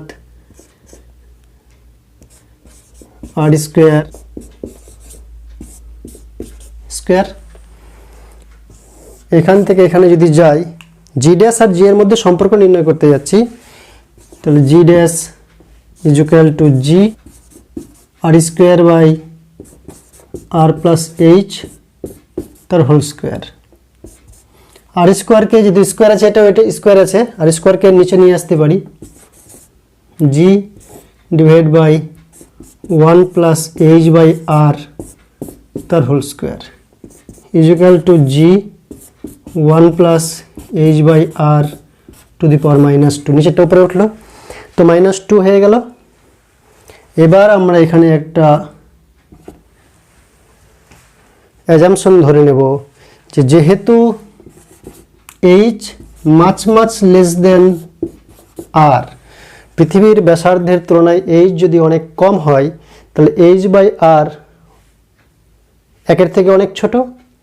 একের থেকে অনেক ছোট হলে এখান থেকে আমরা কি পাই, G dash is equal to G 1 minus, এই -2টা এখানে গুণে হয়ে যায় 2h divide by R. G dash is equal to G into 1 minus 2h by R. তাহলে এইচ উচ্চতায় অ্যাক্সিলারেশন ডিউ টু গ্র্যাভিটি, অভিকর্ষীয় ত্বরণ কতটা কমে গেছে, এটা কমে গেছে, এটা বলতে পারি জি মাইনাস 2gh বাই আর। তো অভিকর্ষীয় ত্বরণ জি ড্যাশ, এখানে হচ্ছে জি ড্যাশ, এখানে হচ্ছে জি, তাহলে জি ড্যাশ কতটা কমে গেছে, এই যে মাইনাস টার্ম আছে, তো কমে গেছে 2gh বাই আর পরিমাণ।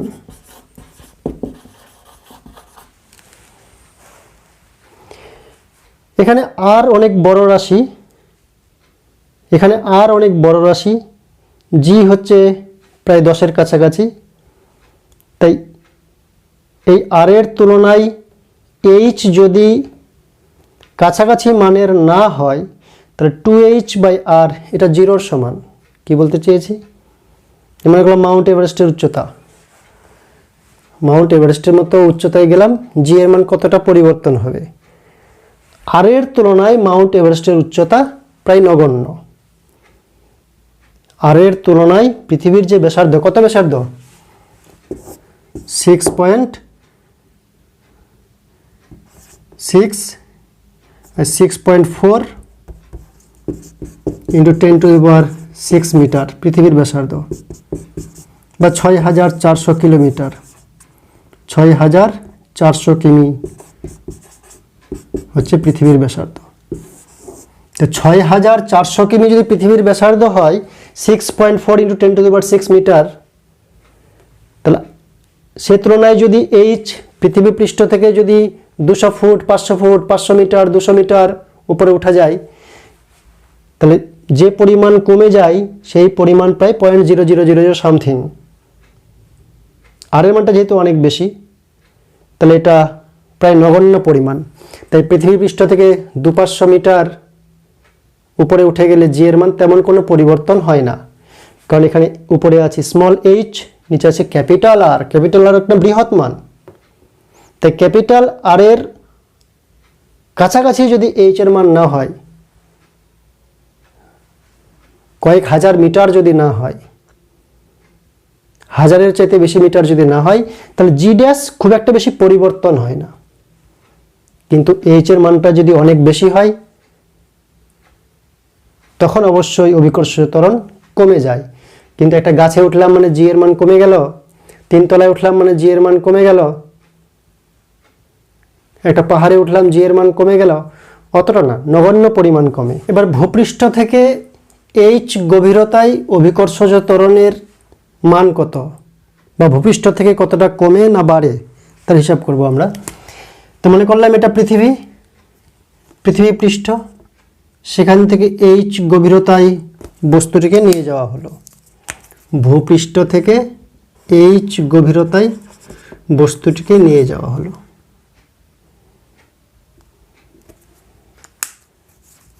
কত গভীরতায়? এইচ গভীরতা, এটা হচ্ছে এইচ। তাহলে এখন পৃথিবীর কেন্দ্র থেকে দূরত্ব কত? পৃথিবীর কেন্দ্র থেকে দূরত্ব হচ্ছে, মনে করলাম এটা R, is equal to R minus H, তাই তো? টোটালটা ক্যাপিটাল আর, পৃথিবীর ব্যাসার্ধ, সেখান থেকে পৃথিবীর ব্যাসার্ধ থেকে এইচ পরিমাণ কমে গেছে, যেহেতু পৃথিবীর ভূপৃষ্ঠ থেকে ভিতরে নিয়ে গেছি, নিচে নিয়ে গেছি। তাহলে এখন বস্তু আর পৃথিবীর কেন্দ্রের মধ্যে দূরত্ব কত? আর মাইনাস এইচ, মনে করলাম এটা হচ্ছে স্মল আর, এইচ গভীরতায় নিয়ে যাওয়ার জন্য। তাহলে এবার কি করব আমরা? ধরে নিব যে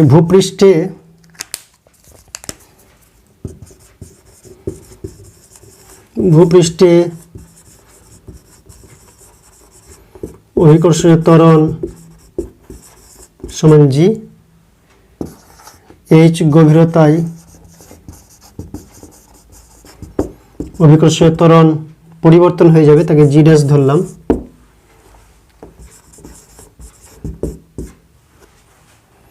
তাই যদি হয় তাহলে এম জি, এম ভরের বস্তু রেখেছি, M G is equal to G M M by R square ভূপৃষ্ঠে।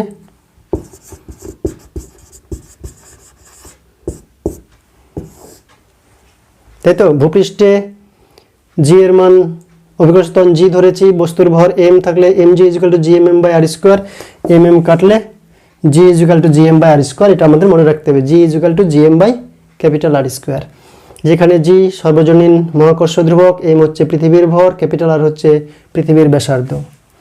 R H গভীরতায় যখন বস্তু দুটির মধ্যে দূরত্ব স্মল আর, পৃথিবীর কেন্দ্র আর বস্তুর মধ্যে দূরত্ব স্মল আর, তখন এম জি ড্যাশ বস্তুর ওজন ইকুয়াল টু কি হবে? নিউটনের সূত্র থেকে যেটা পাবো, তখন মনে রাখতে হবে যে এই যে বাইরের বলয়টা, এই বলয়টা বস্তুর উপর কোনো মহাকর্ষ বল প্রয়োগ করবে না। যখন পৃথিবীর ভূপৃষ্ঠ থেকে গভীরতায় নেমে যাব এইচ গভীরতায়, তো এইচ গভীরতায় নামার পরে যে আর ক্যাপিটাল মাইনাস এইচ ব্যাসার্ধের পৃথিবী থাকলো, এই অংশটা বস্তুটিকে মহাকর্ষ বল দিয়ে আকর্ষণ করবে, কিন্তু বাইরের এই অঞ্চলটা, এই যে অঞ্চলটা বলয়টা, বলয়াকৃতি যে ভর, সেটা কোনো অভিকর্ষ বল ক্রিয়া করবে না। শুধু ভিতরের এই অঞ্চলের যে ভর, সেটাই বস্তুটাকে আকর্ষণ করবে। মনে করলাম এর ভর হচ্ছে এম ড্যাশ, তাহলে M G is equal to G M dash M by R square. তাহলে এখান থেকে এম এম ক্যান্সেল হচ্ছে, G dash is equal to G M dash, ভর কত? এটার ভর কত হবে? 4/3 পাই আর কিউব হচ্ছে আয়তন, আয়তনের সঙ্গে ঘনত্ব দিয়ে গুণ করলে ভর পাওয়া যায়, আয়তনের সঙ্গে ঘনত্ব দিয়ে গুণ করলে ভর পাওয়া যায়। পৃথিবীর ভর 4/3 পাই আর কিউব, ঘনত্ব যদি রো হয়, এখান থেকে রোর মান বার করে এখানে বসাবো। কি বলতে যাচ্ছি? পৃথিবীর ভর ক্যাপিটাল এম সর্বদাই ধরি, তাহলে পৃথিবীর আয়তন কত? 4/3 পাই আর কিউব পৃথিবীর আয়তন, তার সঙ্গে ঘনত্ব দিয়ে গুণ করলাম, সুষম ঘনত্বের ধরে নেব, সমসত্ব ধরে নেব। তাহলে এখান থেকে rho is equal to m/4/3 pi R cube.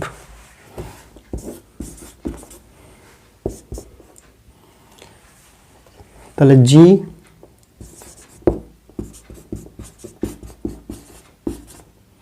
Rho এর মান হচ্ছে m/4/3 পাই আর কিউব, আর এদিকে তো আর স্কোয়ার নিচে ছিলই। তাহলে 4/3 পাই 4/3 পাই কেটে যাচ্ছে, G M by R cube into R. তাই আসছে তো, জি বাঁচলো, এম বাঁচলো, R cube by R square মানে আর বাঁচলো, নিচে ক্যাপিটাল আর কিউব। এটা তো সম্পূর্ণই ধ্রুবক, জি ধ্রুবক, পৃথিবীর ভর ধ্রুবক, পৃথিবীর ব্যাসার্ধ ধ্রুবক, তাহলে জি ড্যাশ আর এর উপর নির্ভর করছে। এই আর এর মান যত কমবে জি ড্যাশের মান কমবে, যেহেতু এখন সমানুপাতিক সম্পর্ক হয়ে গেছে, সরল সম্পর্ক। এই আর এর মান যত বাড়বে জি এর মান বাড়বে, কিন্তু যেই বাইরে যাবে আমরা কি জানি, G equal to G M by R square, এটা বাইরে, ভূপৃষ্ঠের বাইরে।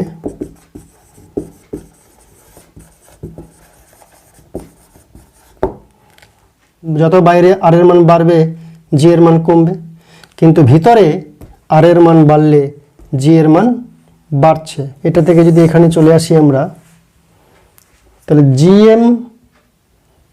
জিএম বলতে জি আর স্কোয়ার, তাহলে জি ড্যাশ, এই যে জি এম আছে, জিএম বলতে জি আর স্কোয়ার, যেখানে যেখানে জিএম থাকবে সেখানে জি আর স্কোয়ার বসাবো। তাহলে G R square R by R cube, G R by R. এবার স্মল আর এর মান আর মাইনাস এইচ, এইচ গভীরতায় নেমেছি, এইচ গভীরতায় বস্তুটিকে রেখেছি, তার পৃথিবীর কেন্দ্র থেকে বস্তুর দূরত্ব কত, স্মল আর যাকে বলছি সেটা আসলে capital R minus H, R থেকে এইচ কমে গেছে, তাহলে এটা হচ্ছে আর মাইনাস এইচ, যাকে স্মল আর দিয়ে ডিনোট করেছিলাম। তো G R minus H by capital R is equal to G, R দিয়ে ভাগ করলে 1 মাইনাস এইচ বাই আর, তাহলে G minus G H by R. তাহলে এইচ গভীরতায়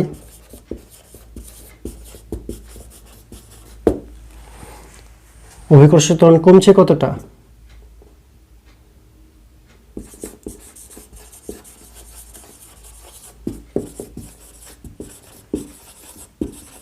কমে কতটা, জি এইচ বাই আর।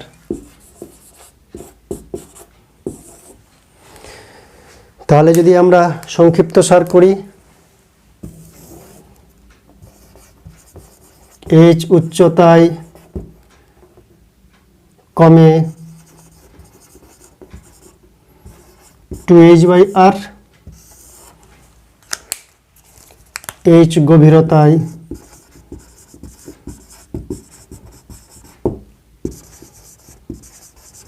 কমে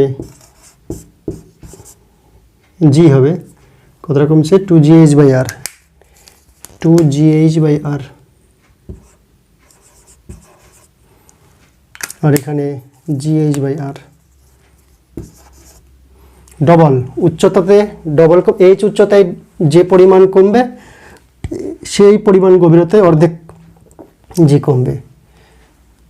পৃথিবী পৃষ্ঠ থেকে ভূপৃষ্ঠ থেকে নিচে নামলে গভীরতায় নামলেও কমে, উপরে উঠলেও কমে, নিচে হাফ কমে, উপরে ডবল কমে, যদি এইচ এর মান সমান নেওয়া যায়। কেন্দ্র যদি করি, এখানে দেখতে পাচ্ছি এইচ বাই আর, এটা যদি বাদিয়ে দিই এইচ বাই আর, তাই এইচ ইজুক্যাল টু যদি আর হয়ে যায়, এইচ ইজুক্যাল টু আর, এটা এইচ বাড়তে বাড়তে বাড়তে বাড়তে এইচ ইজুক্যাল টু আর, মানে পৃথিবীর কেন্দ্রে চলে গেল বস্তুটা, তাহলে এইচ আর আর সমান হয়ে গেল, এইচ যতটা আর ততটা, তাহলে এইচ বাই আর মানে 1, অতএব G dash equal to 0, 1 minus 1, H R সমান হয়ে গেলে, এইচ আর আর সমান হয়ে গেলে কেটে 1 হয়ে যাচ্ছে, 1 মাইনাস 1 মানে 0, জি ড্যাশ ইজুক্যাল টু 0। তাই পৃথিবীর কেন্দ্রে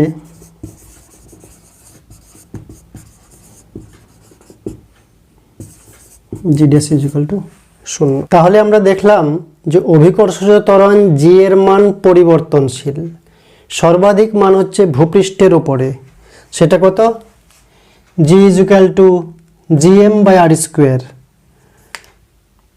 আর ভূপৃষ্ঠের উপরে, ভূপৃষ্ঠ থেকে গভীরতায় নামলে এই অভিকর্ষজ ত্বরণের মান কমে যায়। মনে রাখতে হবে যে ভূপৃষ্ঠের উপরে GM by small R square, যেখানে স্মল আর আর কিছুই না, আর প্লাস এইচ, ভূপৃষ্ঠের গভীরে GmR/r³ অভিকর্ষ ত্বরণের মান, যেখানে আর কিছুই না, r - h। এই জি ড্যাশ আর এই জির মধ্যে সম্পর্ক করেছি আমরা যে জি ড্যাশ হচ্ছে এই জি এর চাইতে GH/r পরিমাণ 2GH/r পরিমাণ কম, অর্থাৎ G dash equal to G minus এটা, জি কমন দিলে 1 - 2h/r, 1 - 2h/r। h উচ্চতায় উঠলে আর h গভীরতায় নামলে g dash equal to G 1 - h/r। h উচ্চতায় আর h গভীরতায় যদি ওঠা যায় নামা যায় তাহলে অভিকর্ষীয় ত্বরণ কমে যায়। কতটা? উপরে ওঠার সময় যে পরিমাণ কমে, সম গভীরতায় নামলে অর্ধেক পরিমাণ কমে। এখানে 2GH/r কমে, এখানে hg/r কমে। তো আমরা যদি একটা গ্রাফ অঙ্কন করি, কি গ্রাফ? এদিকে আর, এদিকে জি। মনে করলাম এটা পৃথিবী, এটা আর, তাহলে এখান থেকে নামলে এই পর্যন্ত আর। তো পৃথিবীর ভিতরে গভীরে এই স্মল আর কিছুই না, বস্তু থেকে পৃথিবীর কেন্দ্রের দূরত্ব। তো বস্তু থেকে পৃথিবীর কেন্দ্রের দূরত্ব পৃথিবী পৃষ্ঠের ভিতরে জি ড্যাশ ইজুক্যাল টু আর এর সঙ্গে ডাইরেক্ট সমানুপাতিক। জি ধ্রুবক, এম ধ্রুবক, আর ধ্রুবক, তাহলে আর এর সঙ্গে সমানুপাতিক। অর্থাৎ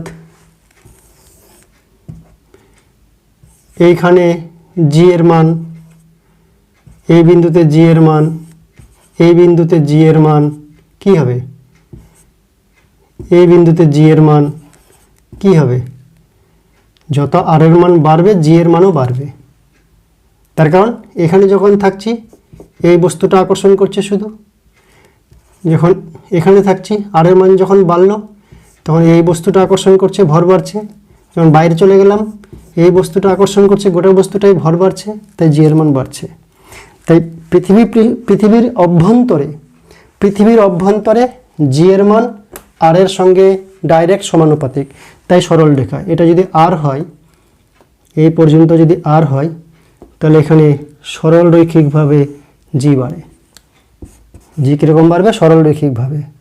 আর যেই পৃথিবীর বাইরে চলে গেলাম, পৃথিবী পৃষ্ঠে তো হয়ে গেল এটা, এই হাইটটা কত? এই হাইটটা হচ্ছে gm/r²। ভূপৃষ্ঠের যখন বাইরে চলে গেলাম তখন জি ড্যাশের মান কমে যায় আর বৃদ্ধির সঙ্গে। কারণ যত বাইরে চলে যাব দূরত্ব বাড়ছে কিন্তু ভর বাড়ছে না। অভ্যন্তরে দূরত্ব বাড়ার সঙ্গে ভরও বাড়ছে, কিন্তু বাইরে বেরিয়ে গেলে, ভূপৃষ্ঠের থেকে বাইরে বেরিয়ে গেলে দূরত্ব বাড়ছে, ভর বাড়ছে না, তাই অভিকর্ষ ত্বরণ কমে যাবে। কীভাবে কমবে? এইভাবে 1/r² অনুপাতে। তাই এটা হচ্ছে জি ভার্সেস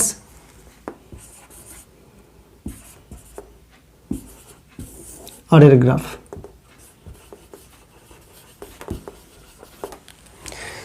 এবার লাস্ট হচ্ছে আমার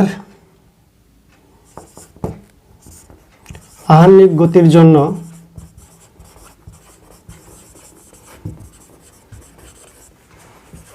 জি এর পরিবর্তন।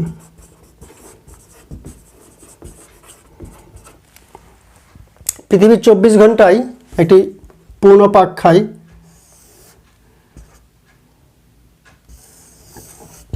এটা যদি পৃথিবীর ছবি হয়, এই অক্ষ বরাবর ঘুরছে, তাহলে এখানে যে বস্তুটা থাকবে সে এত বড় বৃত্তপথে ঘুরবে, এখানে যে বস্তু থাকবে সে এত বৃত্তপথে ঘুরবে, আর যে পোল বা মেরুতে থাকবে সে ঘুরবে না। তাহলে এখানে একটা বস্তু আছে, মনে করলাম থিটা অক্ষাংশে, এটা হচ্ছে থিটা। সে যে বৃত্তপথে ঘুরছে পৃথিবী ঘোরার সময়, তার ব্যাসার্ধ হচ্ছে আর। এখান থেকে এই দূরত্ব, ক্যাপিটাল আর, এটা থিটা। এবার পৃথিবী যখন ঘুরছে, পৃথিবীর উপর অবস্থিত বস্তু সেও ঘুরছে, তাহলে অ্যাক্সিলারেটেড ফ্রেম অফ রেফারেন্সে থাকবে, নন ইনার্সিয়াল, তাই তো। তাহলে অজড়ত্বীয় নির্দেশতন্ত্রে থাকলে কি হবে, একটা সেন্ট্রিফিউগাল ফোর্স যদি বৃত্তপথে ঘোরে কোনো একটা বস্তু, তাহলে সে বৃত্ত বহির্মুখী, ব্যাসার্ধ বহির্মুখী সে বল অনুভব করবে। তাহলে এখানে একটা এম ভরের বস্তু থাকলে সে এইদিকে একটা বল অনুভব করবে, centrifugal force M r omega square করবে কিনা। আর এম ভরের ওজন এইদিকে কাজ করবে mg। তাহলে এই বলের এদিককার একটা উপাংশ থাকবে যেটা হচ্ছে M r omega square cos theta. তখন এটা যদি থিটা হয়, এই কোণটাও থিটা, তাহলে এর এই থিটা কোণে উপাংশ কত, M r omega square cos theta, যেটা ওজনের বিপরীত দিক। ওজন তো কেন্দ্র বরাবর এদিকে, তার বিপরীত। তাহলে মনে করলাম পৃথিবী যদি না ঘুরতো, আহ্নিক গতি যদি না থাকতো, তাহলে জি এর মান হতো, সেটা হচ্ছে অরিজিনাল জি।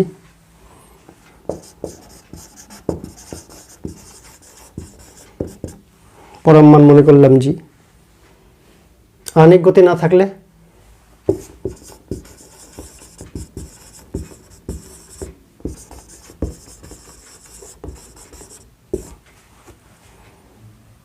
তাহলে বস্তুর ওজন হতো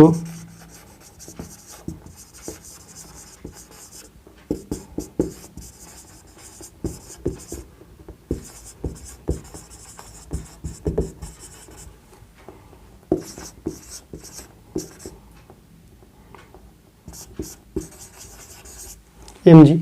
এবার আহ্নিক গতির জন্য ওমেগা কৌণিক বেগে ঘুরছে পৃথিবীটা। ওমেগা কৌণিক বেগ যদি ঘোরে, ওমেগাটা অত্যন্ত কম নিশ্চয়, omega equal to 2π/t, t equal to 24 ঘন্টা 60 মিনিট 60 সেকেন্ড। তেমন ওমেগাটা অনেক একের থেকে ছোট। তাহলে এটা mg, এটা কত হবে, এই mgটা কমে যাচ্ছে, কারণ সেন্ট্রিফিউগাল ফোর্সের একটা অপোজিট কম্পোনেন্ট থাকছে। তাহলে omega dash equal two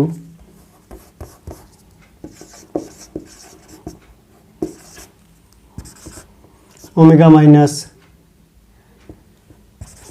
M r omega square cos theta, mg minus m r omega square cos theta. আর কোনটা, সে যে বৃত্তপথে ঘুরছে সেটার আর, বৃত্তের ব্যাসার্ধ বহির্মুখী বল এম আর ওমেগা স্কোয়ার, এর একটা উপাংশ এই দিকে, ওজন হচ্ছে কেন্দ্রাভিমুখী, আর অপকেন্দ্র বলের এই উপাংশ হচ্ছে কেন্দ্র বহির্মুখী। তাহলে এমজির মানটা কমবে কি না, কিসের জন্য কমছে, ঘোরার জন্য। তাহলে এখান থেকে আমরা পাচ্ছি আর ইজুকাল টু কি হবে, আর এর cos theta, small r equal to capital r cos theta. তাহলে এখান থেকে mg minus m omega dash কি ইজুকাল টু কি mg ড্যাশ মনে করলাম ঘোরার জন্য, পরম মান জি, পরিবর্তিত মান আহ্নিক গতির জন্য জি ড্যাশ মনে করলাম, আর হচ্ছে আর কস থিটা। তাহলে r omega square cos square theta g dash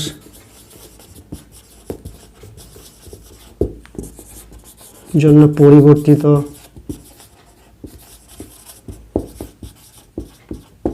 অভিকর্ষজ ত্বরণ।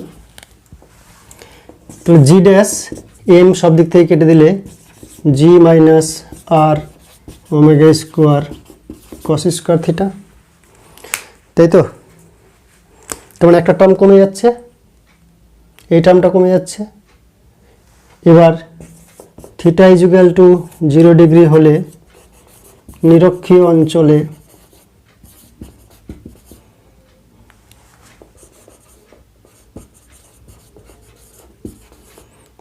জি ড্যাশ সমান কত হবে, theta is equal two 0 degree. এইখানে যদি বস্তুটা থাকতো, এই যদি এখানে হতো, তাহলে থিটা 0 ডিগ্রি হতো। তাহলে এখানে জি এর পরিবর্তন কত হতো, থিটা 0 হলে জি মিনিমাম হতো g minus r omega square, cos 0 মানে 1। আর theta is equal to 90 degree যদি হয়, মানে পোলে,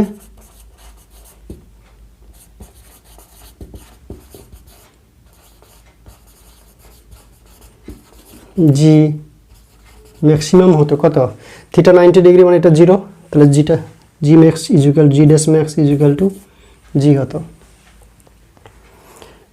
অর্থাৎ আহান্নিক গতির জন্য এই বিন্দু যেহেতু ঘুরছে না, এই বিন্দুতে মেরুতে অবস্থিত বস্তুটা যেহেতু ঘুরছে না, তার অপকেন্দ্র বল নেই, তাই তার জি ড্যাশ জি হতো, অর্থাৎ পরম মানটাই পাওয়া যেত। কিন্তু ঘূর্ণনের কারণে এই অবস্থায় বা এই অবস্থায় ঘূর্ণনের কারণে অভিকর্ষ ত্বরণ কমে যাচ্ছে। সব থেকে বেশি কমছে কোথায়, এইখানে। কি পরিমাণ কমছে, আর ওমেগা স্কোয়ার পরিমাণ কমছে। প্রায় দুটার কাছাকাছি বাজে, তাড়াতাড়ি শেষ করব। মহাকর্ষীয় বিভব, গ্র্যাভিটেশনাল পোটেনশিয়াল। পোটেনশিয়ালের পরম মান পাওয়া যায় না, পোটেনশিয়ালের অরিজিনাল কোনো ডেফিনেশন নেই। চেঞ্জ অফ পোটেনশিয়ালের ডেফিনেশন রয়েছে, অর্থাৎ কোনো বস্তু থেকে অসীম দূরত্বে অভিকর্ষ ওই মহাকর্ষীয় ক্ষেত্র নেই বলে মহাকর্ষ বিভব আমরা শূন্য ধরতে পারি। তার বিচারে কোনো বস্তুর বিভব আমরা নির্ণয় করতে পারি।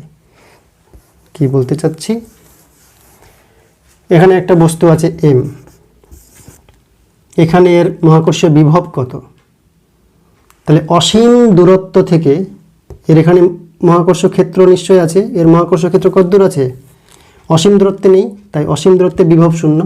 সেখান থেকে একটি বস্তুকে তুলে এই এ বিন্দুতে আনতে, মনে করলাম এখান থেকে দূরত্ব আর, এ বিন্দুতে আনতে যে পরিমাণ কাজ করতে হয় তাকে বলা হয় মহাকর্ষ বিভব এই বিন্দুতে। এর জন্য সেটা কি আসবে, সেটা আসবে মাইনাস জি এম বাই আর। কীভাবে, এম তো এমকে আকর্ষণ করবে। মহাকর্ষ বিভবের সংজ্ঞা হচ্ছে গতি শক্তির পরিবর্তন না করে। গতিশক্তি নিজে থেকে আসবে, নিজে থেকে আসলে তো গতিশক্তি পাল্টে যাবে, গতিশক্তি বৃদ্ধি পাবে। তাহলে কি করবো, আমরা বিপরীত দিকে বাইরের এজেন্ট দিয়ে কাজ করব, টেনে ধরে রাখবো যাতে গতিশক্তি না পরিবর্তন হয়, শুধু আসতে থাকে, কিন্তু গতিশক্তির পরিবর্তন হবে না। বস্তুরা যদি এম তো ওকে আকর্ষণ করবে, যত কাছে আসবে গতিশক্তি বাড়বে, তাই বহিস্থ এজেন্ট ওকে টেনে ধরে গতিশক্তি যাতে পরিবর্তন না হয় কিন্তু আসতে পারে, সেই কাজটা করবে বহিস্থ এজেন্ট। তাই বহিস্থ এজেন্ট দ্বারা কৃতকার্য হচ্ছে এই বিন্দুর বিভবের সঙ্গে সমান। প্রকৃতপক্ষে অসীম দূরত্বে আমরা মহাকর্ষ ক্ষেত্রকে অ্যাবসেন্ট ধরে সেখানে বিভব শূন্য ধরি, তার পরিপ্রেক্ষিতে এখানে বিভব আলোচনা করি। অ্যাকচুয়ালি বিভবের সংজ্ঞা ভিবি মাইনাস ভিএ যদি আলোচনা করি, তাহলে কি করব, এ থেকে বিতে যেতে যে কাজ করতে হয় তার ভর, একক ভরের বস্তুকে এ থেকে বিতে নিয়ে যেতে গেলে যে কাজ করতে হয় সেটাই হচ্ছে বি আর এ বিন্দুর বিভবের পার্থক্য। সংজ্ঞায় আমরা বলবো যে মহাকর্ষীয় ক্ষেত্রের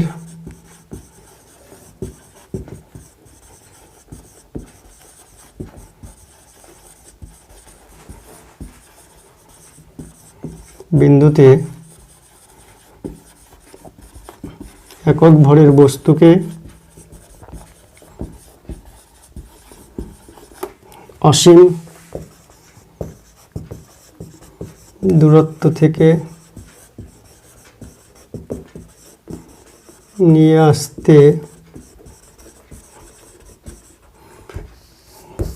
আসতে বহিস্থ এজেন্ট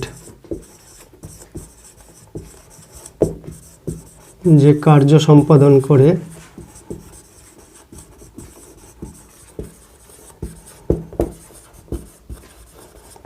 তাকেই ওই বিন্দুর মহাকর্ষীয় বিভব বলে।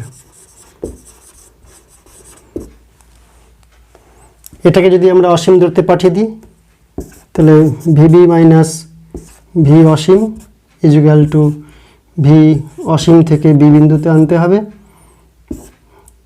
এটা কৃতকার্য করতে হবে কি, অসীম থেকে বি বিন্দুতে আনতে হবে।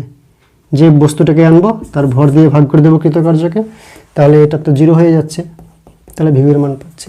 অর্থাৎ অ্যাকচুয়ালি পরম মান না, অসীম দূরত্বে 0 ধরে নিই, তার পরিপ্রেক্ষিতে ভিবি। অসীম দূরত্বে 0 নাও হতে পারে, আমরা 0 ধরে নিই বলে এটার পরম মান পাচ্ছি। অরিজিনালি মহাকর্ষীয় বিভব বলি বা ইলেকট্রোস্ট্যাটিক পটেনশিয়াল বলি, তড়িৎ বিভব বলি, তার পরম মান পাওয়া যায় না, চেঞ্জ অফ পটেনশিয়ালটি পাওয়া যায়। V equal to minus g M by r. M বস্তু থেকে আর দূরত্বে এখানে ভি কত, v equal to minus g M by r. মহাকর্ষীয় বিভব হচ্ছে স্কেলার রাশি, যেহেতু কৃতকার্য।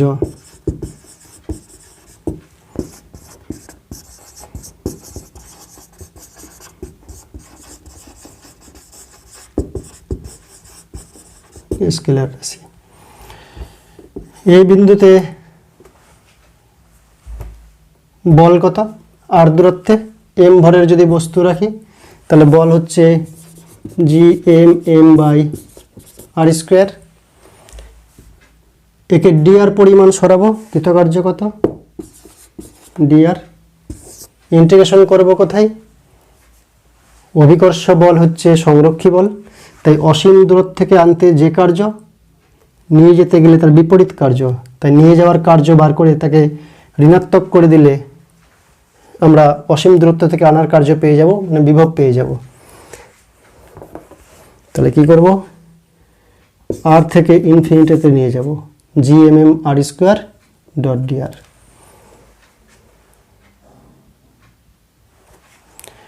এখানে এদিকে বল এদিকে টানা হবে, বহিস্থ এজেন্ট দ্বারা কৃতকার্য, সরণটাও এই দিকে, তাই দুজনেই ধনাত্মক।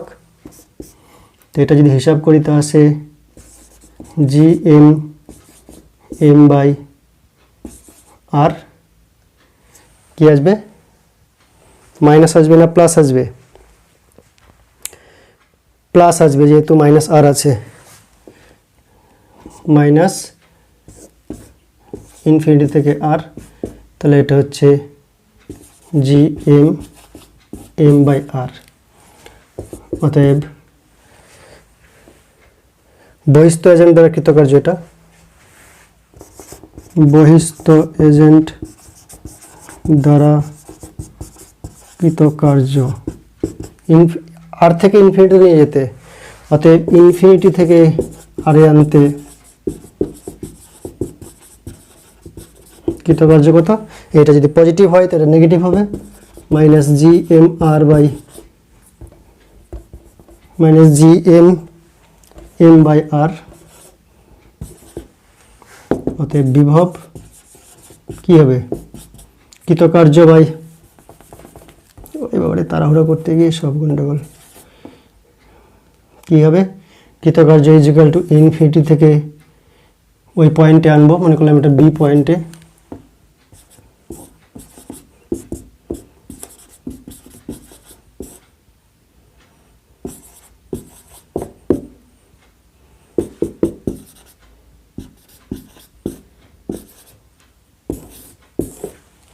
মাইনাস জি এম বাই আর। আজকের জন্য এই পর্যন্তই, থ্যাংক ইউ।